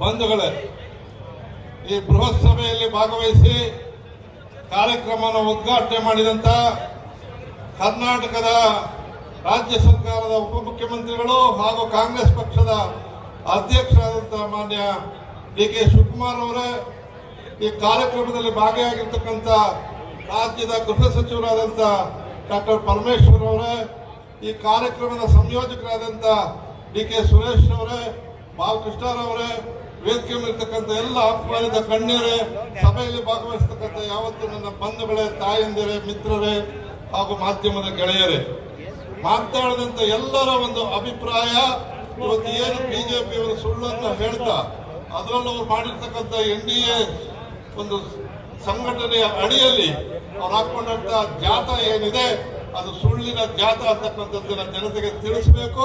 ಇದು ಅನ್ಯಾಯದ ವಿರುದ್ಧ ನಾವೆಲ್ಲ ಧ್ವನಿ ಎತ್ತಬೇಕು ಅಂತಕ್ಕಂಥ ಕಾರ್ಯಕ್ರಮವನ್ನ ಇವತ್ತು ನಾವೆಲ್ಲ ಸಂಯೋಜನೆಯನ್ನ ಮಾಡಿದ್ದೇವೆ. ಬಂಧುಗಳೇ, ಒಂದು ಯೋಚನೆ ಮಾಡ್ತಾ ಇದ್ದೇವೆ, ಎಲ್ಲರೂ ಕೂಡ ನೋಡಿದ್ದೇವೆ ಆ ಒಂದು NDA ನಲ್ಲಿ ಇರ್ತಕ್ಕಂಥ ಪರಿಸ್ಥಿತಿ ಏನಾಗಿದೆ ಅಂತ ಹೇಳಿದ್ರೆ, ಇವತ್ತು ನಾನು ಅವ್ರು ಮಾತನಾಡಿದ್ದನ್ನು ಬಿಟ್ಟು ಹೇಳಬೇಕು ಅಂತ ಹೇಳಿದ್ರೆ, ಮಾನ್ಯ ಕುಮಾರಸ್ವಾಮಿ ಅವರು ನಾವು ಈ ಸಭೆಗೆ ಹೋಗಲ್ಲ ಅಂತ ಯಾಕೆ ಹೇಳಿದ್ರು ಅಂದ್ರೆ, ಮೂಡಾದಲ್ಲಿ ಅತಿ ಹೆಚ್ಚು ಸೈಟ್ ಪಡೆದಿರೋರೆ ಆ ಒಂದು ಸಂಸಾರ, ಆ ಒಂದು ಕುಟುಂಬ ಅದು ಇದಕ್ಕೆ ಬರುತ್ತೆ ಅನ್ನೋ ಒಂದು ದೃಷ್ಟಿಯಿಂದ ನಾನು ಅದಕ್ಕೆ ಹೋಗಲ್ಲ ಅಂತ ಹೇಳಿದ್ರು. ಆದ್ರೆ ಅಲ್ಲಿ ಮಂತ್ರಿ ಆಗಿರೋದ್ರಿಂದ ಸ್ವಲ್ಪ ಎಲ್ಲ ಒಡಂಬಡಿಕೆ ಮಾಡ್ಕೊಂಡು ಬರ್ತಾ ಇದ್ದಾರೆ, ಅರಮನೆಸ್ಲಿಂದ ಬರ್ತಾ ಇದ್ದಾರೆ. ಯಾಕೆ ನಮ್ಮ ಬೇಳೆ ಬೇಳೆಲ್ಲ ಅಂತ ಹೇಳಿ ನಮ್ಮ ಎಲ್ಲ ಈಚೆಗೆ ಬರುತ್ತೆ ಅಂತಕ್ಕಂಥದ್ದಲ್ಲ. ಒಂದು ಮಾತು ಹೇಳಕ್ ಇಷ್ಟಪಡ್ತೇನೆ, ಹೆಚ್ಚಿಗೆ ಹೇಳಕ್ ಹೋಗ್ತಿದ್ರು ಕೂಡ ಇವತ್ತೇನಾದ್ರೂ ಈ ರಾಜ್ಯದಲ್ಲಿ ಆಡಳಿತ ಮಾಡಿದಂತ ಸಂದರ್ಭದಲ್ಲಿ ಕುಳಿತಿರ್ತಕ್ಕಂಥ ಎಲ್ಲ ನಮ್ಮ ನಾಯಕರುಗಳು ಕೂಡ ಸಮಾಜ ಸೇವೆಯ ಚಿಂತನೆಯಲ್ಲಿರ್ತಕ್ಕಂಥವ್ರು. ಬಿಜೆಪಿಯವರು ಏನಪ್ಪಾ ಅಂದ್ರೆ ಬರೀ 4 ಕಾಣೆ ಕುಂಕುಮವನ್ನು 400 ಜನ ಕಚ್ಕೊಂಡು ಧರ್ಮದ ಹೆಸರಲ್ಲಿ ರಾಜಕೀಯ ಮಾಡ್ತಕ್ಕಂಥ ಈ ವ್ಯಕ್ತಿಗಳು ಇವರಿಂದ ನಾವು ಪಾಠ ಕಲಿಬೇಕಾದಿಲ್ಲ. ಮನೆ ಸಿದ್ದರಾಮಯ್ಯನವ್ರ ಬಗ್ಗೆ ಇವತ್ತೇನು ಅಪಪ್ರಚಾರ ಮಾಡ್ತಾ ಇದ್ದಾರೆ ನಾನು ಜ್ಞಾಪಕಕ್ಕೆ ಇಷ್ಟಪಡ್ತೇನೆ. ಎಂದೆಂದು ಸಿದ್ದರಾಮಯ್ಯನವರು ಅಧಿಕಾರದಲ್ಲಿದ್ದಂಥ ಸಂದರ್ಭದಲ್ಲಿ ಅವರಿಗೆ ಸರಿ ಅನ್ನಿಸಿಲ್ವೋ ಅತಿ ಹೆಚ್ಚು ರಾಜೀನಾಮೆಯನ್ನು ಕೊಟ್ಟು ಮತ್ತೆ ಬಂದಿರತಕ್ಕಂಥ ಏಕೈಕ ವ್ಯಕ್ತಿ ರಾಷ್ಟ್ರದಲ್ಲಿ ಅಂತ ಹೇಳಿದ್ರೆ ಅದು ಸಿದ್ದರಾಮಯ್ಯನವರು. ಎಷ್ಟು ಬಾರಿ ಅವರು ರಾಜೀನಾಮೆ ಕೊಟ್ಟಿದ್ದಾರೆ ಅಧಿಕಾರಕ್ಕೆ ಅನ್ನೋದನ್ನು ಯೋಚನೆ ಮಾಡಬೇಕು. ಅಧಿಕಾರಕ್ಕೆ ಅಂಟಿಕೊಂಡು ಹೋಗುವಂತ ವ್ಯಕ್ತಿ ಸಿದ್ದರಾಮಯ್ಯನವರಲ್ಲ. ಇವತ್ತು ಕೂಡ ಅಪಾದೆ ಬಂದಂತ ಸಂದರ್ಭದಲ್ಲಿ ಈಗಾಗಲೇ ಅವರು ಜುಡಿಷಿಯಲ್ ಎನ್ಕ್ವೈರಿಯನ್ನು ಕೊಟ್ಟಿದ್ದಾರೆ. ಆ ಜುಡಿಷಿಯಲ್ ಎನ್ಕ್ವೈರಿ ಬರೋದಕ್ಕೂ ಕೂಡ ಇವರು ಅವಕಾಶವನ್ನ ಅದಕ್ಕೆ ಸಮಯವನ್ನು ಕೂಡ ಕೊಡದೆ ಈ ನಾಟಕವನ್ನ ಮಾಡ್ತಕ್ಕಂಥದ್ದನ್ನ ತಾವು ಯೋಚನೆ ಮಾಡಬೇಕಾಗಿದೆ. ಸ್ವಾಮಿ ಇನ್ನೇ ಹೆಚ್ಚಿಗೆ ನಾನು ಹೇಳಕ್ ಹೋಗ್ತಿದ್ರು ಕೂಡ ಒಂದಂತೂ ಆಯ್ತು ಬಂಧುಗಳೇ, ಬಿಸಿಲು ಜಾಸ್ತಿ ಇದೆ. ನಾವು ಇವತ್ತು ಮಾಡಬೇಕಾಗಿರೋದು ಇಷ್ಟೇ, ಅವ್ರು ಮಾಡ್ತಕ್ಕಂಥ ಈ ಯಾತ್ರೆಯಲ್ಲಿ ಅಥವಾ ಜಾತ್ರೆ ಆ ಹೋರಾಟಕ್ಕೆ ಮೊನ್ನೆ ಡಿ ಕೆ ಶಿವಕುಮಾರ್ ಅವರು, ಸುರೇಶ್ ಅವರು ಮತ್ತು ಡಾಕ್ಟರ್ ಪರಮೇಶ್ವರ್ ಅವರು ಪ್ರಶ್ನೆಗಳನ್ನು ಹಾಕ್ತಾರೆ. ಆ ಪ್ರಶ್ನೆಗಳನ್ನ ನಾವು ಮನಸ್ಸಿನಲ್ಲಿ ಈ ಸಭೆಯಿಂದ ಹೋಗ್ತಾ ಅದನ್ನ ಮತ್ತೆ ಜನಕ್ಕೆ ತಿಳಿಸುವಂತ ಕೆಲಸವನ್ನ ಮಾಡಬೇಕು ಅಂತಕ್ಕಂಥ ಮಾತನ್ನ ಹೇಳಿ ತಮಗೆ ಶುಭಕಾಮನೆಗಳನ್ನು ಹೇಳಿ ನನ್ನ ಮಾತು ಮುಗಿಸ್ತೀನಿ. ನಮಸ್ಕಾರ. ಸನ್ಮಾನ್ಯ ರೇವಣ್ಣ ಅವರಿಗೆ ಧನ್ಯವಾದಗಳು. ಹಾಗೆ ನಮ್ಮ ಪುಲಕೇಶಿ ನಗರದ ಶಾಸಕರು ಮತ್ತು ನೆಲಮಂಗಲ ಶಾಸಕರಾದ ಶ್ರೀನಿವಾಸ್ ಅವರಿಗೆ, ಆನೇಕಲ್ ಶಾಸಕರಾದ ಶಿವಣ್ಣ ಅವ್ರಿಗೆಲ್ಲರಿಗೂ ಕೂಡ ಆತ್ಮೀಯವಾಗಿ ಈ ಸಭೆಗೆ ಸ್ವಾಗತವನ್ನ ಬಯಸಿ ಮಾನ್ಯ ಗೃಹ ಮಂತ್ರಿಗಳಂತ ಪರಮೇಶ್ವರ್ ಸಾಹೇಬರು ಮಾತಾಡಬೇಕು ಅಂತ ಈ ಸಭೆಗೆ ಮಾತಾಡಬೇಕು ಮನವಿ ಮಾಡ್ತೀವಿ. ಇದು ನಂತರ ಮೊದಲನೇದಾಗಿ ತಮ್ಮಲ್ಲಿ ಕ್ಷಮೆಯನ್ನ ಕೇಳ್ತೇನೆ. ಪ್ರದೇಶ ಕಾಂಗ್ರೆಸ್ ಸಮಿತಿಯ ಅಧ್ಯಕ್ಷರ ಪರವಾಗಿ ಕ್ಷಮೆಯನ್ನು ಕೇಳ್ತೇನೆ. ತಮ್ಮನ್ನೆಲ್ಲರನ್ನೂ ಕೂಡ ಈ ಬಿಸಿಲಿನಲ್ಲಿ ನಿಲ್ಲಿಸಿದ್ದೇವೆ. ಇವತ್ತೇ ಬಿಸಿಲು ಬಂದಿದೆ, ನಮ್ಮ ಅದೃಷ್ಟ. ಈ ಐತಿಹಾಸಿಕವಾದ ಕಾರ್ಯಕ್ರಮದಲ್ಲಿ ಉಪಸ್ಥಿತರಿರ್ತಕ್ಕಂಥ ನಮ್ಮ ನಿಮ್ಮೆಲ್ಲರ ಅಚ್ಚುಮೆಚ್ಚಿನ ನಾಯಕ, ಪ್ರದೇಶ ಕಾಂಗ್ರೆಸ್ ಸಮಿತಿಯ ಅಧ್ಯಕ್ಷರು, ಈ ರಾಜ್ಯದ ಉಪಮುಖ್ಯಮಂತ್ರಿಗಳು ಆಗಿರ್ತಕ್ಕಂಥ ಸನ್ಮಾನ್ಯ ಡಿ ಕೆ ಶಿವಕುಮಾರ್ ಅವರೇ, ಬಹಳ ಜನ ವೇದಿಕೆ ಮೇಲೆ ಕೂತಿದ್ದಾರೆ. ಹೆಸರು ಹೇಳಕ್ ಹೋದ್ರೆ ಬೆಳಕರಿತದೆ. ಆದ್ರಿಂದ ಇಷ್ಟೇ ಹೇಳ್ತೇನೆ, ವೇದಿಕೆ ಮೇಲೆ ಉಪಸ್ಥಿತರಿರ್ತಕ್ಕಂಥ ಎಲ್ಲ ಗಣ್ಯ ಮಹನೀಯರೇ, ಆ ಭಾಗದಲ್ಲಿರ್ತಕ್ಕಂಥ ಕಾಂಗ್ರೆಸ್ ಪಕ್ಷದ ಯಾವತ್ತು ಹೋರಾಟದ ಮನಸ್ಥಿತಿಯಲ್ಲಿರ್ತಕ್ಕಂಥ ಬಂಧುಗಳೇ, ತಾಯಂದಿರೇ, ಮಾಧ್ಯಮದ ಸ್ನೇಹಿತರೆ, ಮೊದಲನೇದಾಗಿ ನಾನು ಸುರೇಶ್ ಎಲ್ಲೋ ಕಾಣ್ತಾ ಇಲ್ಲ, ಹಿಂದ್ಗಡೆ ನಿಂತ್ಕೊಂಡ್ರೆ ನಮ್ಗೆ ಹೆಂಗ್ರಿ ಗೊತ್ತಾಗುತ್ತೆ. ಮಾನ್ಯ ಸುರೇಶ್ ಅವರು, ರವಿ ಅವರು, ಬಾಲಣ್ಣ ಅವರು ಮತ್ತೆ ಎಲ್ಲ ಅಣ್ಣದಿರು ಇಷ್ಟು ಅಚ್ಚುಕಟ್ಟಾಗಿ ಬಹಳ ಅತಿ ಕಡಿಮೆ ಸಮಯದಲ್ಲಿ ಈ ಕಾರ್ಯಕ್ರಮವನ್ನ ನೆರವೇರಿಸಿದ್ದಾರೆ. ನಿನ್ನೆ ತಾನೇ ಮುಖ್ಯಮಂತ್ರಿಗಳ ಮನೆಯಲ್ಲಿ ಅಧ್ಯಕ್ಷರು ನಾವೆಲ್ಲರೂ ಕೂತ್ಕೊಂಡು ನಾಳೆ ಬೆಳಿಗ್ಗೆ ನಾವೆಲ್ಲ ಬರ್ತಾ ಇದ್ದೇವೆ, ಕಾರ್ಯಕ್ರಮವನ್ನ ಏರ್ಪಾಟ್ ಮಾಡಬೇಕು ಅಂತ ಹೇಳಿದ ಮೇಲೆ ಇಷ್ಟು ಶೀಘ್ರವಾಗಿ ತಮ್ಮನ್ನೆಲ್ಲ ಇಲ್ಲಿಗೆ ಬರಮಾಡಿಕೊಂಡಿದ್ದಾರೆ. ಮೊದಲು ನಾನು ಅವರಿಗೆ ಅಭಿನಂದನೆಯನ್ನು ಹೇಳೋದಕ್ಕೆ ಬಯಸ್ತೇನೆ. ಇದು ಒಂದು ಉದ್ದೇಶದಿಂದ ನಾವು ಈ ಕಾರ್ಯಕ್ರಮವನ್ನು ಮಾಡ್ತಾ ಇದ್ದೇವೆ. ಬಹುಶಃ ಇಂತಹ ಉದ್ದೇಶಗಳು ಪದೇ ಪದೇ ಬರೋದಿಲ್ಲ. ಈ ರಾಜ್ಯದಲ್ಲಿ ಮಾನ್ಯ ಡಿ ಕೆ ಶಿವಕುಮಾರ್ ಅವರ, ಸಿದ್ದರಾಮಯ್ಯನವರ ನೇತೃತ್ವದಲ್ಲಿ 2023ರಲ್ಲಿ ನಾವು ಚುನಾವಣೆಗೆ ಹೋಗಿದ್ದು. ಆ ಚುನಾವಣೆಗೆ ಹೋದ ಸಂದರ್ಭದಲ್ಲಿ ಈ ರಾಜ್ಯದ ಜನತೆಗೆ ನಾವು ಭರವಸೆಯನ್ನ, ಮಾತುಗಳನ್ನ ಕೊಟ್ಟಿದ್ದು. ಭ್ರಷ್ಟಾಚಾರದಿಂದ ತೊಡಗಿದಂತ ಭಾರತೀಯ ಜನತಾ ಪಾರ್ಟಿಯ ಸರ್ಕಾರವನ್ನ ಕಿತ್ತಾಕಿ ನಮಗೆ ಆಡಳಿತವನ್ನ ಕೊಡಿ, ನಾವು ನಿಮಗೆ ಸ್ವಚ್ಛವಾದ ಒಳ್ಳೆಯ ಅಭಿವೃದ್ಧಿಯ ಪರವಾದಂತ ಸಾಮಾಜಿಕವಾಗಿ ಇರ್ತಕ್ಕಂಥ ಆಡಳಿತವನ್ನ ಕೊಡ್ತೇವೆ ಅಂತೇಳಿ ನಾವು ಭರವಸೆಯನ್ನ ಕೊಟ್ಟಿದ್ದು. ಮಾನ್ಯ ಅಧ್ಯಕ್ಷರು ನನಗೆ ಜವಾಬ್ದಾರಿಯನ್ನ ಕೊಟ್ಟಿದ್ರು, ಪ್ರಣಾಳಿಕೆಯನ್ನ ಬರಿಬೇಕು ಅಂತೇಳಿ. ಆ ಪ್ರಣಾಳಿಕೆಯನ್ನ ಬರೆಯುವಂತಹ ಸಂದರ್ಭದಲ್ಲಿ ಕಾಂಗ್ರೆಸ್ಸಿನ ಮೂಲ ಮಂತ್ರ ಬಡವರ ಪರವಾಗಿ, ದೀನ ದಲಿತರ ಪರವಾಗಿ, ಅಲ್ಪಸಂಖ್ಯಾತರ ಪರವಾಗಿ, ಶೋಷಿತರ ಪರವಾಗಿ ಅವರನ್ನ ಸಮಾಜದಲ್ಲಿ ಮೇಲೆತ್ತಬೇಕು ಅಂತೇಳಿ ಕಾರ್ಯಕ್ರಮ ಕೊಡಬೇಕು ಅಂತೇಳಿ ಹೇಳಿದ್ರು. ಆಗ ನಾವು 5 ಗ್ಯಾರಂಟಿಗಳನ್ನ ಈ ರಾಜ್ಯದ ಜನತೆಗೆ ಕೊಟ್ಟಿದ್ದು. ನಮ್ಮನ್ನ ಟೀಕೆ ಮಾಡಿದ್ರು, ಅವಹೇಳನ ಮಾಡಿದ್ರು, ನಗಾಡಿದ್ರು. ಈ ಭರವಸೆಯನ್ನ, ಪೊಳ್ಳು ಭರವಸೆಗಳು, ಇದನ್ನ ಅಭಿವೃದ್ಧಿಗೆ ಮಾರಕವಾಗಿರ್ತಕ್ಕಂಥ ಭರವಸೆ, ಇದನ್ನ ಮಾಡೋದಕ್ಕೆ ಕಾಂಗ್ರೆಸ್ ಪಕ್ಷಕ್ಕೆ ಸಾಧ್ಯ ಇಲ್ಲ ಅಂತೇಳಿ ಹೇಳಿದ್ರು. ಆದ್ರೆ ಮೊದಲನೆಯ ವರ್ಷ ಅಧಿಕಾರಕ್ಕೆ ಬಂದ ದಿವಸದಿಂದ ಹಿಡಿದು ಇಲ್ಲಿಯವರೆಗೂ ಆ 5 ಗ್ಯಾರಂಟಿಗಳನ್ನ ಸಾವಿರಾರು ಕೋಟಿ ರೂಪಾಯಿ ಖರ್ಚು ಮಾಡಿ ಆ ಅಭಿವೃದ್ಧಿ ಕೆಲಸಗಳನ್ನು ಜೊತೆಗೆ ತಗೊಂಡು ಕೊಟ್ಟಿದ್ದೇವೆ. ಮೊದಲನೇ 8 ತಿಂಗಳಲ್ಲಿ 36,000 ಕೋಟಿಗಳನ್ನು ಖರ್ಚು ಮಾಡಿದ್ದೇವೆ. ಎರಡನೆಯ ಬಜೆಟ್ ನಲ್ಲಿ 56,000 ಕೋಟಿ ರೂಪಾಯಿನ ಅದಕ್ಕಾಗಿ ನಿಗದಿ ಮಾಡಿದ್ದೇವೆ. ಯಥಾವತ್ತಾಗಿ ಅಭಿವೃದ್ಧಿ ಕೆಲಸಗಳಾಗ್ತಾ ಇದೆ. ನೀರಾವರಿ ಯೋಜನೆಗಳು, ಮಾನ್ಯ ಉಪಮುಖ್ಯಮಂತ್ರಿಗಳೇ ಅದಕ್ಕೆ ಸಚಿವರಿದ್ದಾರೆ, ನೀರಾವರಿ ಯೋಜನೆಗಳು ನಡೀತಾ ಇದ್ದಾವೆ, ಅಭಿವೃದ್ಧಿ ಕೆಲಸಗಳು ನಡೀತಾ ಇದ್ದಾವೆ, ಆಡಳಿತ ನಡೀತಾ ಇದೆ. ಇದೆಲ್ಲವನ್ನು ಕೂಡ ತಡೆಯೋದಕ್ಕೆ ಆಗಿದೆ. ಅದು ಹೊಟ್ಟೆ ಕಿಚ್ಚು ಅಂತೀರಾ, ಹೊಟ್ಟೆ ಉರಿ ಅಂತೀರಾ ಗೊತ್ತಿಲ್ಲ ನನಗೆ. 136 ಜನರನ್ನ ಕೊಡೋದ್ರ ಮೂಲಕ ಈ ರಾಜ್ಯದ ಜನತೆ ನಮಗೆ ಆಶೀರ್ವಾದ ಮಾಡಿದ ಮೇಲೆ ಭಾರತೀಯ ಜನತಾ ಪಾರ್ಟಿ ಮತ್ತು ಜನತಾದಳಕ್ಕೆ ಗೊತ್ತಾಯ್ತು ನಮಗೆ ಇಲ್ಲಿ ಸ್ಥಾನ ಇಲ್ಲ, ನಮಗೆ ಇಲ್ಲಿ ಇನ್ಮೇಲೆ ಸ್ಥಾನ ಇಲ್ಲ ಕರ್ನಾಟಕದಲ್ಲಿ ಅಂತೇಳಿ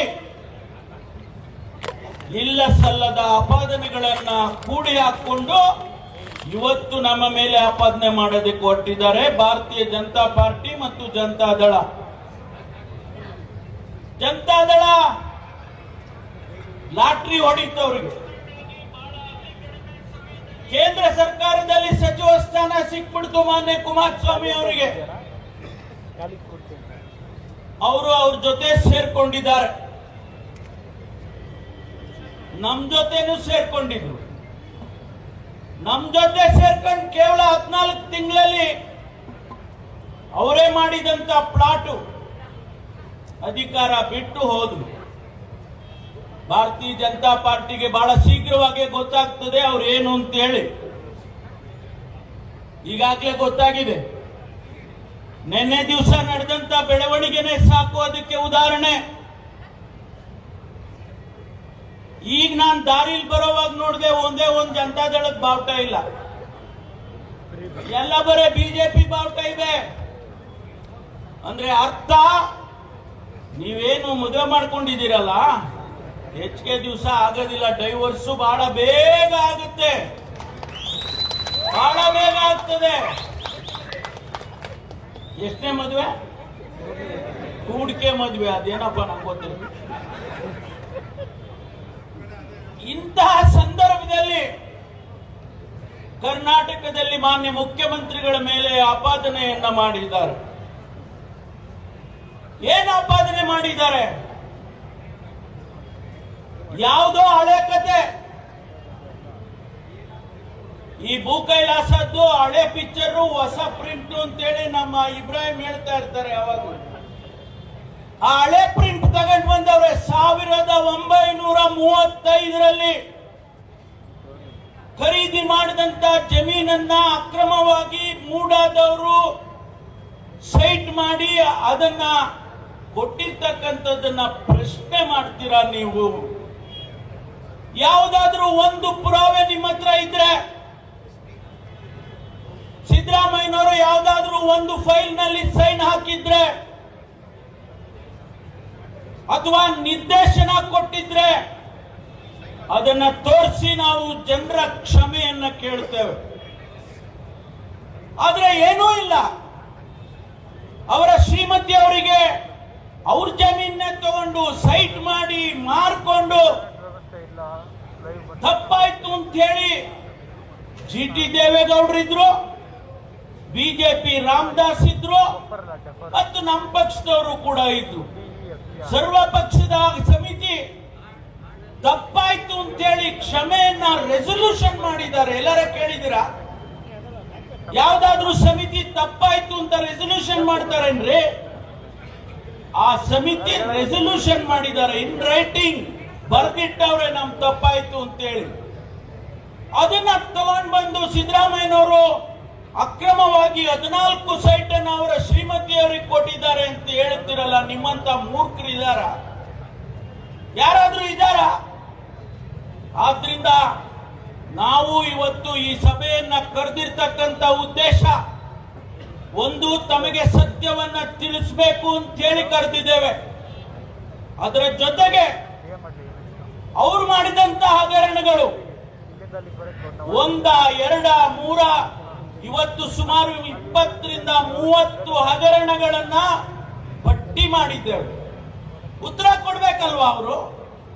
ನಾವು ನಿಮಗೆ ಉತ್ತರ ಕೊಡ್ತೇವೆ. ನೀವು ಕೇಳಿದ ಒಂದೊಂದು ಪ್ರಶ್ನೆಗೆ ಉತ್ತರ ಕೊಡ್ತೀವಿ. ಮಾನ್ಯ ಕುಮಾರಸ್ವಾಮಿ ಅವರೇ, ಮಾನ್ಯ ಅಶೋಕ್ ಅವರೇ, ನಾವು ನಿಮಗೆ ಉತ್ತರ ಕೊಡ್ತೇವೆ. ನೀವು ಕೊಡ್ಬೇಕಲ್ಲ, ನೀವು ಕೊಡ್ಬೇಕಲ್ಲ.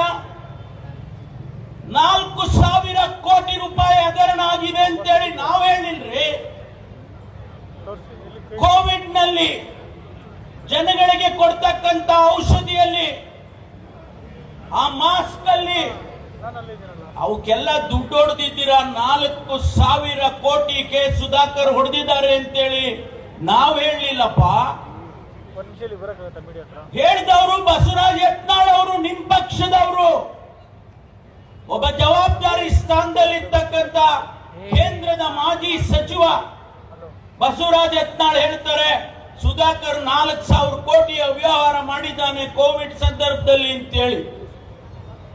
ಬಸವನಗೌಡ ಪಾಟೀಲ್ ಯತ್ನಾಳ್, ಸರಿ ಕಣ್, ಥ್ಯಾಂಕ್ ಯು. ಬಸವನಗೌಡ ಪಾಟೀಲ್ ಯತ್ನಾಳ್ ಅವರು 4,000 ಕೋಟಿಯನ್ನ ಸುಧಾಕರ್ ಹಗರಣ ಮಾಡಿದ್ದಾರೆ ಅಂತೇಳಿ ಹೇಳಿದ್ರು. ನಿಮ್ ಸುಧಾಕರ್ ಅಲ್ಲ, ಈ ಸುಧಾಕರ್ ಅಲ್ರಿ, ನಮ್ಮಲ್ಲೇ ಇದ್ರು, ನಮ್ ಜೊತೆನಲ್ಲೇ ಇದ್ರು. ಪಾಪ ಅವ್ರಿಗೆ ನಾನೇ ಟಿಕೆಟ್ ಕೊಟ್ಟಿದ್ದೆ 2018ರಲ್ಲಿ. ಅವರು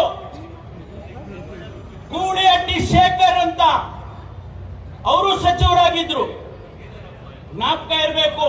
ಅಸೆಂಬ್ಲಿನಲ್ಲಿ ಬಟ್ಟೆ ಗಿಟ್ಟೆ ಎಲ್ಲ ಹರ್ಕೊಂಡಿದ್ರಲ್ಲ, ಮೇಲೆ ಕುರ್ಚಿ ಮೇಲೆ ನಿಂತ್ಕೊಂಡು ಬಟ್ಟೆ ಹರ್ಕೊಂಡಿದ್ರು. ಆ ಪುಣ್ಯಾತ್ಮ ಹೇಳ್ತಾನೆ, ಬೋವಿ ನಿಗಮದಲ್ಲಿ 47 ಕೋಟಿ ರೂಪಾಯಿ ಹಗರಣ ಆಗಿದೆ ಅಂತೇಳಿ. ನಾವ್ ಹೇಳಿದ್ವಾ? ಏನ್ರಿ ನೀವು ಬೋವಿ ಏನ್ರಿ? ಅವರೇ ಹೇಳಿದ್ರು 47 ಕೋಟಿ ಹಗರಣ ಇದೆ. ಉತ್ತರ ಕೊಡ್ರಿ, ಈಗ ಉತ್ತರ ಕೊಡ್ರಿ. ನಮಗೆ ಬೇಕಪ್ಪ, ಉತ್ತರ ಬೇಕು. ಆ ದೇವರಾಜರ್ಸು ಟ್ರಕ್ ಟರ್ಮಿನಲ್ ಚೆಕ್ಕಲ್ ದುಡ್ಡು ತಗೊಂಡವ್ರು. ಆ ಅಧ್ಯಕ್ಷರು 3 ಕೋಟಿ ರೂಪಾಯಿ ಚೆಕ್ಕಲ್ಲಿ ದುಡ್ಡು ತಗೊಂಡವ್ರು ಮನೆ ಕಟ್ಟಿಸಿದ್ದಾರೆ. ಅದಕ್ಕೆ ಪುರಾವೆಗಳಿದ್ದಾವೆ, ನಮ್ಮ ಹತ್ರ ಸಾಕ್ಷಿಗಳಿದ್ದಾವೆ, ಎವಿಡೆನ್ಸ್ ಇದ್ದಾವೆ. ಇದಕ್ಕೆಲ್ಲ ಉತ್ತರ ಕೊಡ್ಬೇಕಲ್ವಾ? ಸಾವಿರಾರು ಕೋಟಿ ರೂಪಾಯಿ ಹಗರಣಗಳನ್ನ ಮಾಡಿ ದುಡ್ಡು ನುಂಗಿ ಇವತ್ತು ಬಂದು ಸಿದ್ದರಾಮಯ್ಯನವರು ಸೈಟ್ ಕೊಟ್ಟಿದ್ದಾರೆ ಅಂತ ಹೇಳುವಂತ ಕೀಳು ಮಟ್ಟಕ್ಕೆ, ಕೀಳು ರಾಜಕೀಯಕ್ಕೆ ಹೋಗಿದ್ದೀರಲ್ಲ. ನಿಮಗೆ ನಾಚಿಕೆ ಆಗೋದಿಲ್ಲ? ನಾಚಿಕೆ ಆಗೋದಿಲ್ಲನ್ರಿ? ಅದಷ್ಟಕ್ಕೆ ನಿಲ್ಲೋದಿಲ್ಲ. ಇವತ್ತು ಮಾತೆತ್ತಿರಿ, ಸಿಬಿಐ ಕೊಡಿ, ಸಿಬಿಐ ಕೊಡಿ. 175 ಕೇಸ್ಗಳು ಕರ್ನಾಟಕದವು ಸಿಬಿಐ ನಲ್ಲಿ ಇದ್ದಾವೆ. ಸಿಬಿಐನವರು ನಿಮಗೆ ನ್ಯಾಯ ಕೊಟ್ಟಿದ್ದಾರ ಎಲ್ಲಿವರೆಗೆ? ಏನಾದ್ರು ಸಿಬಿಐ ಕೊಡಿ. ನಾವು ಯಾವ ಐಬಿಗೂ ಕೊಡ್ತೀವಿ, ಸಿಬಿಐ ಕೊಡ್ತೀವಿ, ಬೇಕಾದಕ್ಕೆ ಕೊಡ್ತೀವಿ. ನಾವು ಏನ್ ಭಯ ಇಲ್ಲ, ಹೆದರಿಕೆ ಇಲ್ಲ. ಆದ್ರೆ ಇವತ್ತು ಇವರುಗಳು ಮಾಡ್ತಾ ಇರ್ತಕ್ಕಂಥದ್ದು ಅಲ್ಲ ರೀ. ಯಾರಾದ್ರೂ ಕೂಡ ಒಂದು ಚುನಾಯಿತ ಸರ್ಕಾರ ಜನ ಆಶೀರ್ವಾದ ಮಾಡಿ ನಮ್ಮನ್ನ ಕಳಿಸಿರುವಂತ 136 ಶಾಸಕರು ಇರ್ತಕ್ಕಂಥ ಸರ್ಕಾರವನ್ನ ಗವರ್ನರ್ ಇಟ್ಕೊಂಡು ಡಿಸ್ಟೆಬಿಲೈಸ್ ಮಾಡಕ್ ಹೋಗ್ತೀರಾ?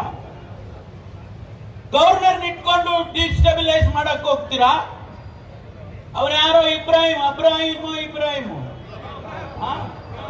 ಅಬ್ರಹಾಂ ಅವನೊಂದು ಮನವಿ ಕೊಡ್ತಾನೆ ಗವರ್ನರ್ಗೆ. ಅವನ ಹಿಂದೆ ಶಿವಕುಮಾರ್ ಮೇಲೂ ಕೊಟ್ಟಿದ್ದ, ಅನೇಕ ಜನದ ಮೇಲೂ ಕೊಟ್ಟವನೆ. ಅವನು ಯಡಿಯೂರಪ್ಪನ ಮೇಲೂ ಕೊಟ್ಟಿದ್ದ. ಅವನೊಂದು ಅರ್ಜಿ ಕೊಡ್ತಾನೆ, ನೋಡಿ ಸ್ವಾಮಿ ಹಿಂಗೆಲ್ಲ ಹಗರಣ ಆಗ್ಬಿಟ್ಟಿದೆ, ನೀವು ತನಿಖೆ ಮಾಡಿಸ್ಕೊಡ್ಬೇಕು ಅಂತ. ತಕ್ಷಣ 26ನೇ ತಾರೀಕು ಅರ್ಜಿ ಕೊಡ್ತಾನೆ ಅವನು. 26ನೇ ತಾರೀಕು ನಮ್ಮ ಚೀಫ್ ಸೆಕ್ರೆಟರಿ ಹೋಗಿ ಉತ್ತರ ಕೊಡ್ತಾರೆ ಗವರ್ನರ್ಗೆ. ಪರ್ಸನಲ್ ಆಗಿ ಹೋಗಿ ರೈಟಿಂಗ್ ಅಲ್ಲಿ ಕೊಡ್ತಾರೆ, ಒಂದೊಂದು ಪಾಯಿಂಟ್ಗೂ ಉತ್ತರ ಕೊಡ್ತಾರೆ. ಅವ್ರು ಕೊಟ್ಟಿನ ಕಡೆ ಬಂದ್ರಪ್ಪ, ಗೇಟ್ ಬಿಟ್ಟು ಗವರ್ನರ್ ಮನೆ ಗೇಟ್ ಬಿಟ್ಟು ಈಚೆ ಬಂದ್ರೆ ಸರ್ಕಾರಕ್ಕೆ ನೀವು ಮುಖ್ಯಮಂತ್ರಿಗಳಿಗೆ ಶೋಕಾಸ್ ನೋಟಿಸ್ ಕಳಿಸ್ಕೊಡ್ತೀರಾ? ಇದಕ್ಕೆಲ್ಲ ಜಗ್ಗೋರಲ್ಲ, ನಾವು ಎದುರೋರಲ್ಲ. ಯಾವ ಆಧಾರದ ಮೇಲೆ ತನಿಖೆ ಇಲ್ಲ, ರಿಪೋರ್ಟ್ ಇಲ್ಲ, ಒಂದು ಎನ್ಕ್ವೈರಿ ಇಲ್ಲ. ಏಕದಮ್ ಒಬ್ಬ ಈ ರಾಜ್ಯದ ಮುಖ್ಯಮಂತ್ರಿಗಳಿಗೆ ಇತಿಹಾಸದಲ್ಲಿ ಇಲ್ಲದೆ ಇರ್ತಕ್ಕಂಥ ಒಂದು ಶೋಕಾಸ್ ನೋಟಿಸ್ ಕೊಡ್ತೀರಾ? ಅದಕ್ಕಾಗಿ ನಿನ್ನೆ ದಿವಸ ಮಾನ್ಯ ಉಪಮುಖ್ಯಮಂತ್ರಿಗಳ ಅಧ್ಯಕ್ಷತೆಯಲ್ಲಿ ಸಂಪುಟ ಸೇರಿ ಅವರಿಗೆ ನಾವು ತಿಳಿಸಿದ್ದೇವೆ, ನೀವು ಮಾಡ್ತಾ ಇರೋದು ತಪ್ಪು, ಇದನ್ನು ವಾಪಸ್ ತಗೊಳ್ಳಿ ಅಂತ ಹೇಳಿದ್ದೇವೆ. ಶೋಕಾಸ್ ಕೊಡ್ತಾರಂತೆ, ಪ್ರಾಸಿಕ್ಯೂಷನ್ ಮಾಡ್ತಾರಂತೆ. ಇದಕ್ಕೆಲ್ಲ ನಾವೇನು ಹೆದರೋರಲ್ಲ. ನ್ಯಾಯ ಎಲ್ಲಿದೆ ಅಲ್ಲಿ ಜಯ. ನಾವು ಯಾವ ತಪ್ಪು ಮಾಡಿಲ್ಲ, ಸಿದ್ದರಾಮಯ್ಯನವರು ಯಾವ ತಪ್ಪು ಮಾಡಿಲ್ಲ, ಶಿವಕುಮಾರ್ ತಪ್ಪು ಮಾಡಿಲ್ಲ, ನಾವು ಸಚಿವ ಸಂಪುಟದಲ್ಲಿರೋರು ಯಾರು ತಪ್ಪು ಮಾಡಲಿಲ್ಲ. ಹಾಗಾಗಿ ಇವತ್ತು ಈ ವಿಷಯಗಳನ್ನ ತಮ್ಮ ಮುಂದೆ ಹಂಚ್ಕೋಬೇಕು, ನಿಮಗೆ ಮಾಹಿತಿ ಕೊಡಬೇಕು. ಅದರ ಜೊತೆಗೆ ಅವರು ಬರ್ತಾರಲ್ಲ ನಾಳೆ, ಅವರಿಗೆ ಪ್ರಶ್ನೆಗಳಿಗೆ ಉತ್ತರ ಅವರು ಕೊಡಬೇಕು ಅಂತೇಳಿ ನಾವು ಕೇಳೋದಕ್ಕೆ ಇವತ್ತು ನಿಮ್ಮೂರಿಗೆ ಬಂದಿದ್ದೇವೆ. ಸ್ನೇಹಿತರೆ, ನಾನು ಹೆಚ್ಚು ಸಮಯವನ್ನು ತಗೊಳ್ಳದೆ, ಮಾನ್ಯ ನಮ್ಮ ಅಧ್ಯಕ್ಷರಾದಂತಹ ಶಿವಕುಮಾರ್ ಅವರು ಮಾತನಾಡೋರಿದ್ದಾರೆ. ನಾನು ಒಂದು ಮಾತನ್ನ ಈ ಸಂದರ್ಭದಲ್ಲಿ ಹೇಳೋದಕ್ಕೆ ಬಯಸ್ತೇನೆ. ಇನ್ನು 4 ವರ್ಷ ಆಡಳಿತ ಇದೆ. ಸ್ವಚ್ಛವಾದ ಆಡಳಿತವನ್ನ ಈ ಕರ್ನಾಟಕದ ಜನತೆಗೆ ನಾವೇನ್ ಮಾತು ಕೊಟ್ಟಿದ್ದೇವೆ ಅದೇ ರೀತಿ ನಾವು ನಡ್ಕೊಳ್ತೇವೆ ಅಂತೇಳಿ ನಾನು ತಮ್ಮ ಮುಂದೆ ಹಂಚ್ಕೊಳ್ಳೋದಕ್ಕೆ ಬಯಸ್ತೇನೆ. ಇವತ್ತು ಏನು ಈ ಕಾರ್ಯಕ್ರಮವನ್ನ ಇಷ್ಟು ಅಚ್ಚುಕಟ್ಟಾಗಿ ಮಾಡಿದಂತ ಸ್ನೇಹಿತರಿಗೆ ಮತ್ತೊಂದು ಬಾರಿ ಅಭಿನಂದನೆಯನ್ನ ಹೇಳಿ ಇವತ್ತು ನನ್ನ ಮಾತು ಮುಗಿಸ್ತೇನೆ. ಜೈ ಹಿಂದ್, ಜೈ ಕರ್ನಾಟಕ. ಸನ್ಮಾನ್ಯ ಗೃಹ ಮಂತ್ರಿಗಳಿಗೆ ಧನ್ಯವಾದಗಳು. ಹಾಗೆ ವಿಧಾನ ಪರಿಷತ್ ಸದಸ್ಯರಾದಂತ ಪುಟ್ಟಣ್ಣ ಅವರಿಗೆ, ರಾಮೋಜಿ ಗೌಡರಿಗೆ, ಪ್ರಕಾಶ್ ರಾಥೋಡ್ ಅವರಿಗೆ, ಮಾಜಿ ವಿಧಾನ ಪರಿಷತ್ ಸದಸ್ಯ ಸುದರ್ಶನ್ ಅವರೆಲ್ಲರಿಗೂ ಕೂಡ ಸ್ವಾಗತವನ್ನ ಬಯಸಿ ಈಗ ಸಭೆಯನ್ನ ಉದ್ದೇಶಿಸಿ ನಿಮ್ಮೆಲ್ಲರ ನೆಚ್ಚಿನ ನಾಯಕರು, ಈ ರಾಜ್ಯದ ಉಪಮುಖ್ಯಮಂತ್ರಿಗಳಾದ ಡಿ ಕೆ ಶಿವಕುಮಾರ್ ಅವರು ಮಾತಾಡಬೇಕು ಅಂತ ಹೇಳಿ ತಮ್ಮೆಲ್ಲರ ಪರವಾಗಿ ಮನವಿ ಮಾಡ್ತೇನೆ.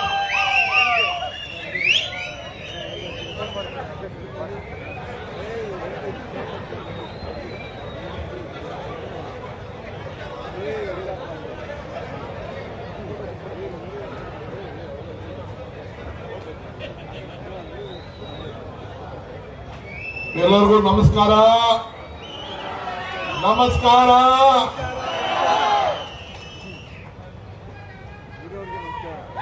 ನಮ್ಮ ಗೃಹ ಸಚಿವರಾದಂತ ಡಾಕ್ಟರ್ ಪರಮೇಶ್ವರ್ ಅವರೇ, ಮಂತ್ರಿಗಳಾದಂತ ಡಾಕ್ಟರ್ ಸುಧಾಕರ್ ಅವರೇ, ನಮ್ಮ ಕ್ಯಾಂಪೇನ್ ಕಮಿಟಿ ಅಧ್ಯಕ್ಷ ಅಂತ ಸೊರ್ಕಿ ಅವರೇ, ಎಲ್ಲ ನನ್ನ ಶಾಸಕ ಮಿತ್ರರೇ, ಮಾಜಿ ಶಾಸಕರುಗಳೇ, ಕೆಪಿಸಿಸಿ ಎಲ್ಲ ಪದಾಧಿಕಾರಿಗಳೇ, ಈ ಜಿಲ್ಲಾ ಅಧ್ಯಕ್ಷಗಳೇ, ಈ ಸಂಘಟನೆ ಈ ಒಂದು ಹೋರಾಟದ ಸಭೆಗೆ ಆಂದೋಲನಕ್ಕೆ ಬಂದಂತ ಎಲ್ಲ ಸಂಘ ಸಂಸ್ಥೆಗಳ ಎಲ್ಲ ಪ್ರಮುಖರೇ, ಕಾರ್ಯಕರ್ತರೇ, ಸ್ನೇಹಿತರೆ, ನಾನು ಇಂತಹ ಒಂದು ಪವಿತ್ರವಾದಂತಹ ಆಂದೋಲನಕ್ಕೆ ಭ್ರಷ್ಟಾಚಾರಕ್ಕೋಸ್ಕರ ಭ್ರಷ್ಟಾಚಾರಿಗಳ ಪಾದಯಾತ್ರೆಯನ್ನ ಹಮ್ಮಿಕೊಂಡು ನಮ್ಗೆ ಮೀಡಿಯಾಗೆ ಇನ್ನೊಂದ್ಸತಿ ಬೇಕಾ? ಬೇಕಂತ ಅವರಿಗೆ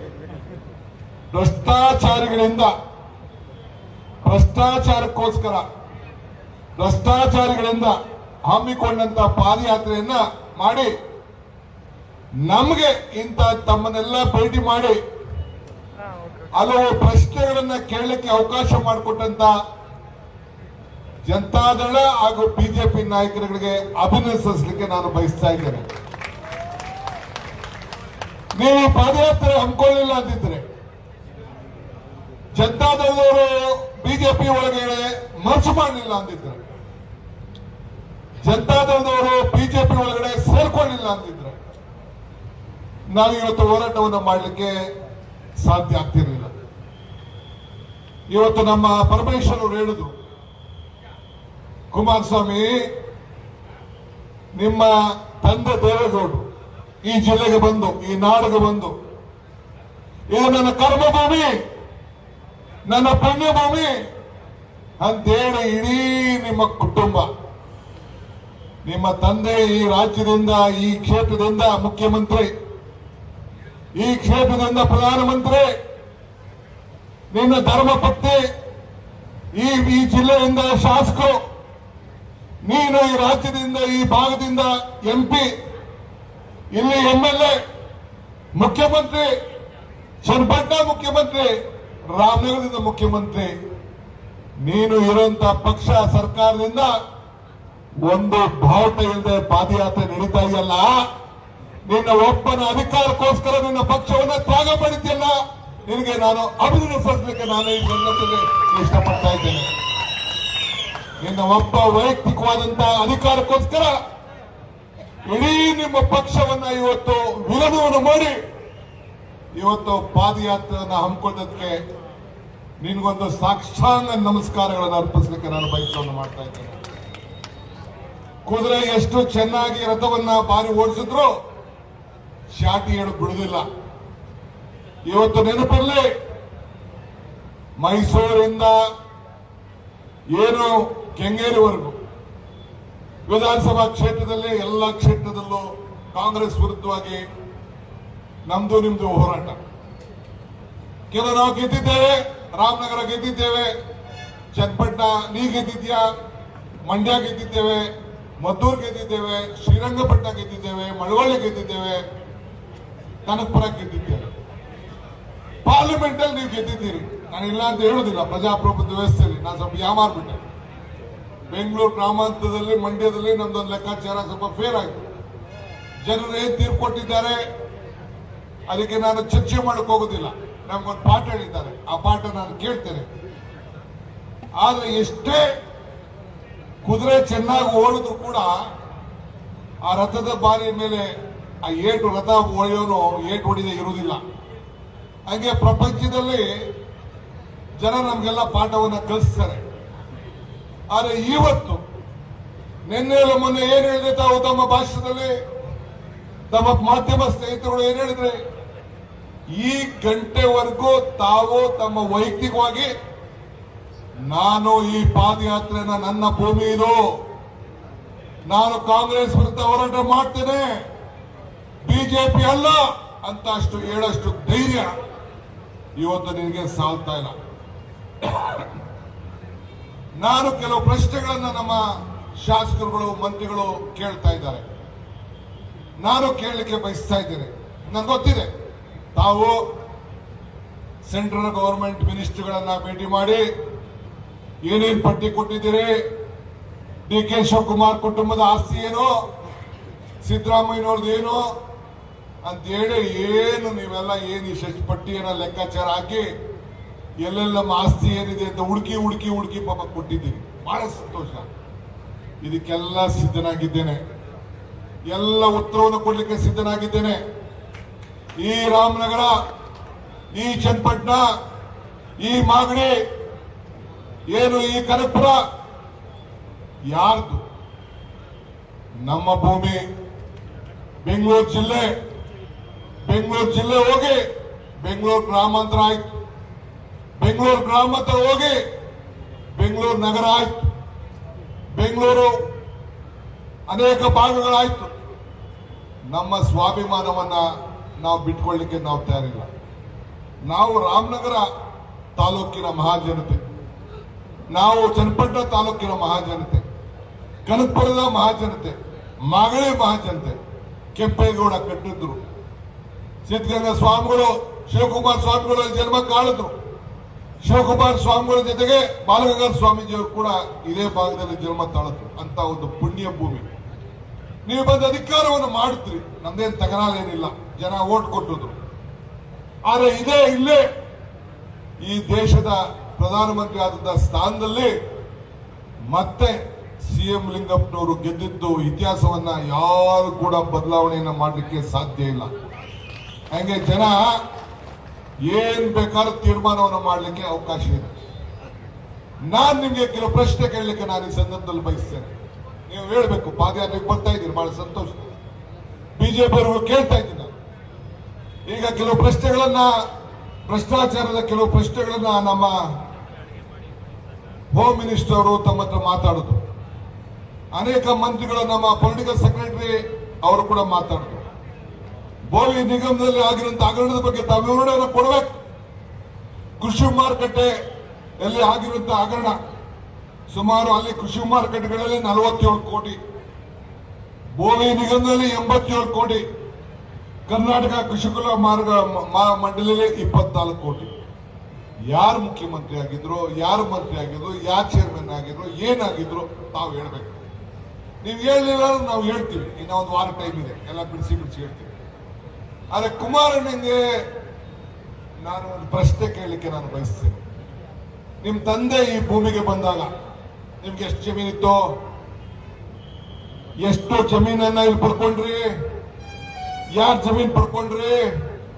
ಈಗ ಎಷ್ಟು ಎಕರೆ ಆಗಿದೆ? ಯಾರ ಹೆಸರು ಟ್ರಾನ್ಸ್ಫರ್ ಆಯ್ತು? ವಾಪಸ್ ನಿಮ್ಮ ಹೆಸರಿಗೆ ಹೆಂಗ್ ಬಂತು? ಆ ಭೂಮಿ ದಾಖಲೆಗಳು ಇದೆಯಾ? ಇಲ್ಲಿ 100 ಎಕರೆ ಇಲ್ಲಿ ತಮ್ದು, ತಮ್ಮ ಕುಟುಂಬದವ್ರು ಇಲ್ಲಿದೆ. ದೇವರ ಕುಂಬಳಗೋಡ್ತಾವು ಒಂದು 200-250 ಎಕರೆ ಇದೆ.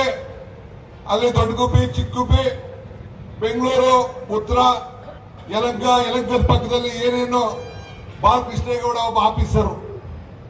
ನೀವು ಸಿನಿಮಾ ತೋರಿಸ್ತಿದ್ರಿ, ನೀವು ಒಬ್ಬ ಕಾಂಟ್ರಾಕ್ಟ್. ನಮ್ಮ ತಂದೆಗೂ ಕೂಡ ಪಾಪ ಜಮೀನು ಇರಲಿಲ್ಲ, ಮುಂಜೂರಾತಿಯನ್ನು ಮಾಡಿಕೊಂಡ್ರು. ನಮ್ಗೆ ತಗರಾಲೇನಿಲ್ಲ. ಹೆಂಗ್ ಬಂತು, ಎಲ್ಲಿಗೆ ಬಂತು, ಎಷ್ಟು ಬಂತು? ಈಗ ನೆಲಮಂಗಲದಲ್ಲಿ ಎಷ್ಟಿದೆ, ಹಾಸನದಲ್ಲಿ ಎಷ್ಟಿದೆ, ಎಷ್ಟಾಗಿದೆ, ತಮ್ಮ ಮೌಲ್ಯ ಎಷ್ಟು? ದಯವಿಟ್ಟು ತಾವು ಈ ರಾಜ್ಯದ ಜನತೆಗೆ ತಿಳಿಸ್ಬೇಕಲ್ವಾ? ತಮ್ಮ ಪ್ರಾಮಾಣಿಕತೆಯನ್ನು ತೋರಿಸ್ಬೇಕಲ್ಲ? ತಾವು ಹೊಲ ಉಳ್ತಾ ಇರೋದು, ತಾವು ವ್ಯಾಪಾರ ಮಾಡ್ತಾ ಇರೋದು, ತಾವು ವಹಿವಾಟು ಮಾಡ್ತಾ ಇರೋದು ಗೊತ್ತಲ್ಲ. ನನಗೆ ಹೇಳ್ತಿರಲ್ಲ ಲುಲು ಕುಮಾರ್ ಅಂತ, ಅದೇನೋ ಸಿನಿಮಾ ತೋರಿಸ್ತಾ ಇದೆ ಅಂತ ಹೇಳ್ತಿರಲ್ಲ. ಚರ್ಚೆಗೆ ಬನ್ನಿ ಅಂತ ಕರೆದೆ ಪಾಪ, ಅಸೆಂಬ್ಲಿಯಿಂದ ಪಾರ್ಲಿಮೆಂಟ್ ಕೊಟ್ಟೋದೆ. ಈಗೂ ನಾನು ಹೇಳ್ತಾ ಇದ್ದೀನಿ, ನಿಮ್ಮ ಶಾಸಕರು ಯಾರ್ಯಾರಿದೆ, ನನಗೆ ಇಲ್ಲೆಲ್ಲ ಟಿವಿಲೋ ಅಲ್ಲೋ ಇಲ್ಲೋ ಮಾಡಿದ್ರೆ ಹೊಂಟೋಗಿರೋದು.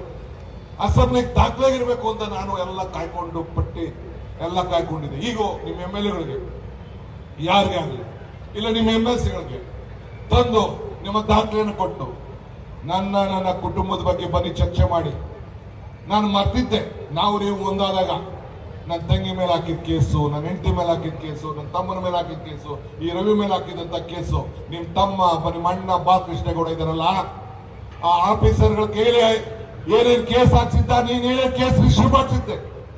ಬಾಲಗಂಗಾಧರ ಸ್ವಾಮೀಜಿ ಮೇಲೆ ಯಾವ ರೀತಿ ಕೇಸ್ ಆಯ್ತು ಚಂದ್ರಪ್ಪನ ಕೇಳಿ, ಅದೆಲ್ಲ ಕೂಡ ನಾನು ಮರ್ತಿದ್ದೆ. ಆದ್ರೆ ಮತ್ತೆ 1 ವರ್ಷಕ್ಕೆ ನೆನಪು ಮಾಡುವಂತ ಕೆಲಸವನ್ನು ತಾವು ಮಾಡಿದ್ದೀರಿ. ಇದಕ್ಕೆಲ್ಲ ಉತ್ತರವನ್ನು ಕೊಡ್ಲಿಕ್ಕೆ ನಾನು ಬದ್ಧನಾಗಿದ್ದೇನೆ, ಚರ್ಚೆಗೆ ಸಿದ್ಧನಾಗಿದ್ದೇನೆ. ಅಸೆಂಬ್ಲಿಗೆ ತಯಾರಾಗಿದ್ದೇನೆ. 2 ಅಸೆಂಬ್ಲಿ ದಾಟೋಯ್ತು. ಅಟ್ಲೀಸ್ಟ್ ನೆಕ್ಸ್ಟ್ ಅಸೆಂಬ್ಲಿ ಯಾರು, ಯಾಕೆಂದ್ರೆ ಮುಂದಿನ ನಮ್ಮ ಪೀಳಿಗೆಗಳು ನಿಮ್ಮ ಎಲ್ಲ ಅನಿಷ್ಟಗಳು, ನಿಮ್ಮ ಸೋದರ ಬಾಲಕೃಷ್ಣೇಗೌಡನ ಆಸ್ತಿಗಳು, ಎಷ್ಟು ಒಬ್ಬ ಆಫೀಸರ್, ಒಬ್ಬ ಸರ್ಕಾರಿ ನೌಕರಿ ಇವತ್ತು ಎಷ್ಟು ಸಾವಿರ ಕೋಟಿಗಿದ್ದಾನೆ ಅಂತೇಳಿ ನಾನು ಬಯಲಿಗೆ ಸಿದ್ಧನಾಗಿದ್ದೇನೆ. ನಿಮ್ಮ ಕಂತೆಗಳನ್ನ ಇದರಲ್ಲ ಇನ್ನ ನಿಮ್ಮ ಸೋದರ ಅಂಕೇಳಿ ಕಳ್ಸ್ಕೊಡಿ. ನೆಲಮಂಗಲದ ಇರ್ಬೋದು, ಬೆಂಗಳೂರು ಇರ್ಬೋದು, ಏರ್ಪೋರ್ಟ್ ರಸ್ತೆಯಲ್ಲಿ ಇರ್ಬೋದು, ಉತ್ತರ ಇರ್ಬೋದು, ದೇವಗಿರಿ ಇರ್ಬೋದು, ಇಲ್ಲಿ ಕೆಂಗೇರಿ ಇರ್ಬೋದು, ಎಲ್ಲ ಚರ್ಚೆ ಮಾಡಲಿಕ್ಕೆ ಏನ್ ಅನೇಕ ಮೈನಿಂಗ್ಗಳು ಇರ್ಬೋದು, ಎಲ್ಲವನ್ನ ಚರ್ಚೆ ಮಾಡಲಿಕ್ಕೆ ನಾನು ಸಿದ್ಧನಾಗಿದ್ದೇನೆ. ನಾನು ಬಿಡಿಸಿನ ಹೇಳ್ತಾ ಇಲ್ಲ. ನಾನು ಯಾಕೆ ಚಾರ್ಜ್ ಶೀಟ್ ಏನ್ ಹಾಕಿದ್ದಾರೆ ಅದನ್ನ ಚರ್ಚೆ ಮಾಡಕ್ ಹೋಗ್ತಾ ಇಲ್ಲ. ಗವರ್ನರ್ಗೇನು ಪ್ರಾಸಿಕ್ಯೂಷನ್ಗೆ ನಮ್ಮ ಮುಖ್ಯಮಂತ್ರಿಗಳ ಮೇಲೆ ಹೆಂಗೆ ಅರ್ಜಿಯನ್ನು ಕಳಿಸಿದ ಅದ್ರ ಬಗ್ಗೆ ನಾನು ಚರ್ಚೆ ಮಾಡ್ತಾ ಇಲ್ಲ. ನಾನು ಚರ್ಚೆ ಮಾಡೋದು ಇವತ್ತು ಬೇಡ ಅಂತ ಈ ಪ್ರಶ್ನೆ ಸವಾಲನ್ನ ಆ ವಿಜೇಂದ್ರ ಇದಾರಲ್ಲ, ವಿಜೇಂದ್ರ ಪಾಪ ಏನು ಹೇಳ್ತಿದ್ದ ನನ್ನ ಮೇಲೆ ಹೇಳ್ತಾ ಇದ್ದಲ್ಲ, ಮುಖ್ಯ ಇವತ್ತು ಈ ಪಾದಯಾತ್ರೆ ನಡೆಸಕ್ಕೆ ಮೂಡಾಗರಣಕ್ಕೆ ಕಾಂಗ್ರೆಸ್ ಅವರು ಇದಾರಂತೆ ಹಿಂದೆ. ಏ ವಿಜೇಂದ್ರ, ನಿನಗೆ ತಾಕತ್ತಿದ್ರೆ, ನಿನಗೆ ಧೈರ್ಯ ಇದ್ರೆ, ನಿನಗೆ ನಿಮ್ಮ ತಂದೆಗೆ ಧೈರ್ಯ ಇದ್ರೆ, ಅವನು ಯಾವನು ಕಾಂಗ್ರೆಸ್ ಪಾರ್ಟಿಯವನು ನಿನ್ಗೆ ಕುಮ್ಮ ಕೊಟ್ಟ ಹೆಸರು ಹೇಳು, ನಾನು ನಿಂದನ್ನ ಬಿಚ್ಚಿ ಬಿಡ್ತಿರ್ತೇನೆ. ಇವತ್ತು ಇದೇ ಹೋಮ್ ಮಿನಿಸ್ಟ್ರು ಕಾಂಗ್ರೆಸ್ ಪಕ್ಷ ಕ್ಷಮಾಪಣೆ ಮಾಡಿದೆ, ತಿಳ್ಕೊಳ್ಬೇಕು. ನಾನು ಇದನ್ನ ಚರ್ಚೆ ಮಾಡೋಕೆ ನಾನು ಹೋಗುದಿಲ್ಲ. ಇಷ್ಟು ಹೇಳಿ ಈ ಹೋರಾಟಕ್ಕೆ ಇವತ್ತು ಬಿಡದೆ, ನಾಳೆ ರಾಮನಗರ, ನಾಳಿದ್ದು ಚನ್ನಪಟ್ಟಣ, ಆಚೆ ನಾಳಿದ್ದು ಮದ್ದೂರು, ಆಮೇಲೆ ಮಂಡ್ಯ, ಆಮೇಲೆ ಮೈಸೂರು. ಪ್ರತಿದಿನ ಈ ರೀತಿ ಪ್ರಶ್ನೆಗಳನ್ನ ನಾವು ಕೇಳ್ತೇವೆ. ನಾಳೆ ಒಂದು ಮುಖ್ಯಮಂತ್ರಿಗಳು ಬರ್ತಾರೆ ನಾಳೆಯಿಂದ. ಇವತ್ತು ನೀವು ಬೇಡ, ನೀವು ಜನ ಪರಿಹಾರವನ್ನ ಜನಕ್ಕೆ ಪಾಪ ಇವತ್ತು 1,25,000 ಕ್ಯೂಸಿಕ್ ನೀರು ಇವತ್ತು ತಮಿಳುನಾಡಿಗೆ ಹೋಗ್ತಾ ಇದೆ. ಹೇಳಿದಲ್ಲಪ್ಪ, ಒಂದೇ ದಿನದಲ್ಲಿ ಒಂದೇ ಗಂಟೆದಲ್ಲಿ ಮೇಘದಾಟ ಅನುಮತಿ ಕೊಡ್ತೀನಿ ಅಂತ. ಯಾಕೆ ಕುಮಾರಣ್ಣ, ನಿನ್ನ ಬಜೆಟ್ ಅಲ್ಲಿ ಮಾತಾಡ್ಲಿಲ್ಲ, ನಿನ್ನ ಮಂತ್ರಿಗಳು ಯಾರು ಮಾತಾಡ್ಲಿಲ್ಲ. ಕೇಂದ್ರ ಸರ್ಕಾರ ಕರ್ನಾಟಕ ರಾಜ್ಯಕ್ಕೆ ಇವತ್ತು ಈ ಯೋಜನೆ, ಈ ಹೋರಾಟ ಕರ್ನಾಟಕ ರಾಜ್ಯಕ್ಕೆ ಏನು ಅನ್ಯಾಯ ಆಗಿದೆ, ನ್ಯಾಯವನ್ನು ಕೊಡಿಸ್ಲಿಕ್ಕೋಸ್ಕರ DK ಸುರೇಶ್ ಅವರು ನಮ್ಮ ಹಕ್ಕು, ನಮ್ಮ ತೆರಿಗೆ, ನಮ್ಮ ಹಕ್ಕು ಅಂತ ಹೋರಾಟವನ್ನು ಮಾಡಿದ್ರು. ಒಂದು ದೊಡ್ಡ ಷಡ್ಯಂತ್ರವನ್ನು ಮಾಡಿ ಸೋಲಿಸಿದ್ರು. ಚಿಂತೆ ಇಲ್ಲ, ನನಗೆ ಭರವಸೆ ಇದೆ. ಎಲ್ಲ ನನ್ನ ಕಾರ್ಯಕರ್ತರಿಗೆ, ಮತದಾರರಿಗೆ, ರಾಜ್ಯದ ಮತದಾರರಿಗೆ ಹೇಳ್ತೀನಿ, 2028ಕ್ಕೆ ಕಾಂಗ್ರೆಸ್ ಸರ್ಕಾರ ಮತ್ತೆ ಈ ರಾಜ್ಯದಲ್ಲಿ ಸ್ಥಾಪನೆ ಮಾಡುತ್ತ ಕೆಲಸವನ್ನು ನಾವು ಮಾಡ್ತೇವೆ. ಆ ವಿಶ್ವಾಸ ಇರಲಿ. ಆ ದೃಷ್ಟಿಯಿಂದ ಇಷ್ಟು ಜನ ಇವತ್ತೆಲ್ಲ ಇಲ್ಲಿ ಬಂದು ಸೇರ್ಕೊಂಡಿದ್ದಾರೆ. ಈಗ ಅವ್ರು ಯಾರು ಮಾತಾಡಿದ್ರು, ದೇವರಾಜ ಟರ್ಮಿನಲ್ ಅಂತ, ವೀರಯ್ಯ ಪಾಪ ಅವನ ಮಂತ್ರಿ MSC ಇದ್ದ, 47 ಕೋಟಿ ಹಂಗೆ ನುಂಗ್ಬಿಟ್ಟು ಜೈಲಿದ್ದಾನೆ. ಯಾಕೆಂದ್ರ ಬಗ್ಗೆ ಹೋರಾಟ ಮಾಡ್ತಾ ಇಲ್ಲ, ಯಾಕೆ ಮಾತಾಡ್ತಾ ಇಲ್ಲ, ತೆರಿಗೆ ಯಾಕೆ ನಡೆಸಲಿಲ್ಲ? ನಾವು ತೆರಿಗೆ ನಡೆಸಬೇಕಾಗಿತ್ತು. ಹಂಗೆ ದೊಡ್ಡ ಪಟ್ಟಿ ಇದೆ.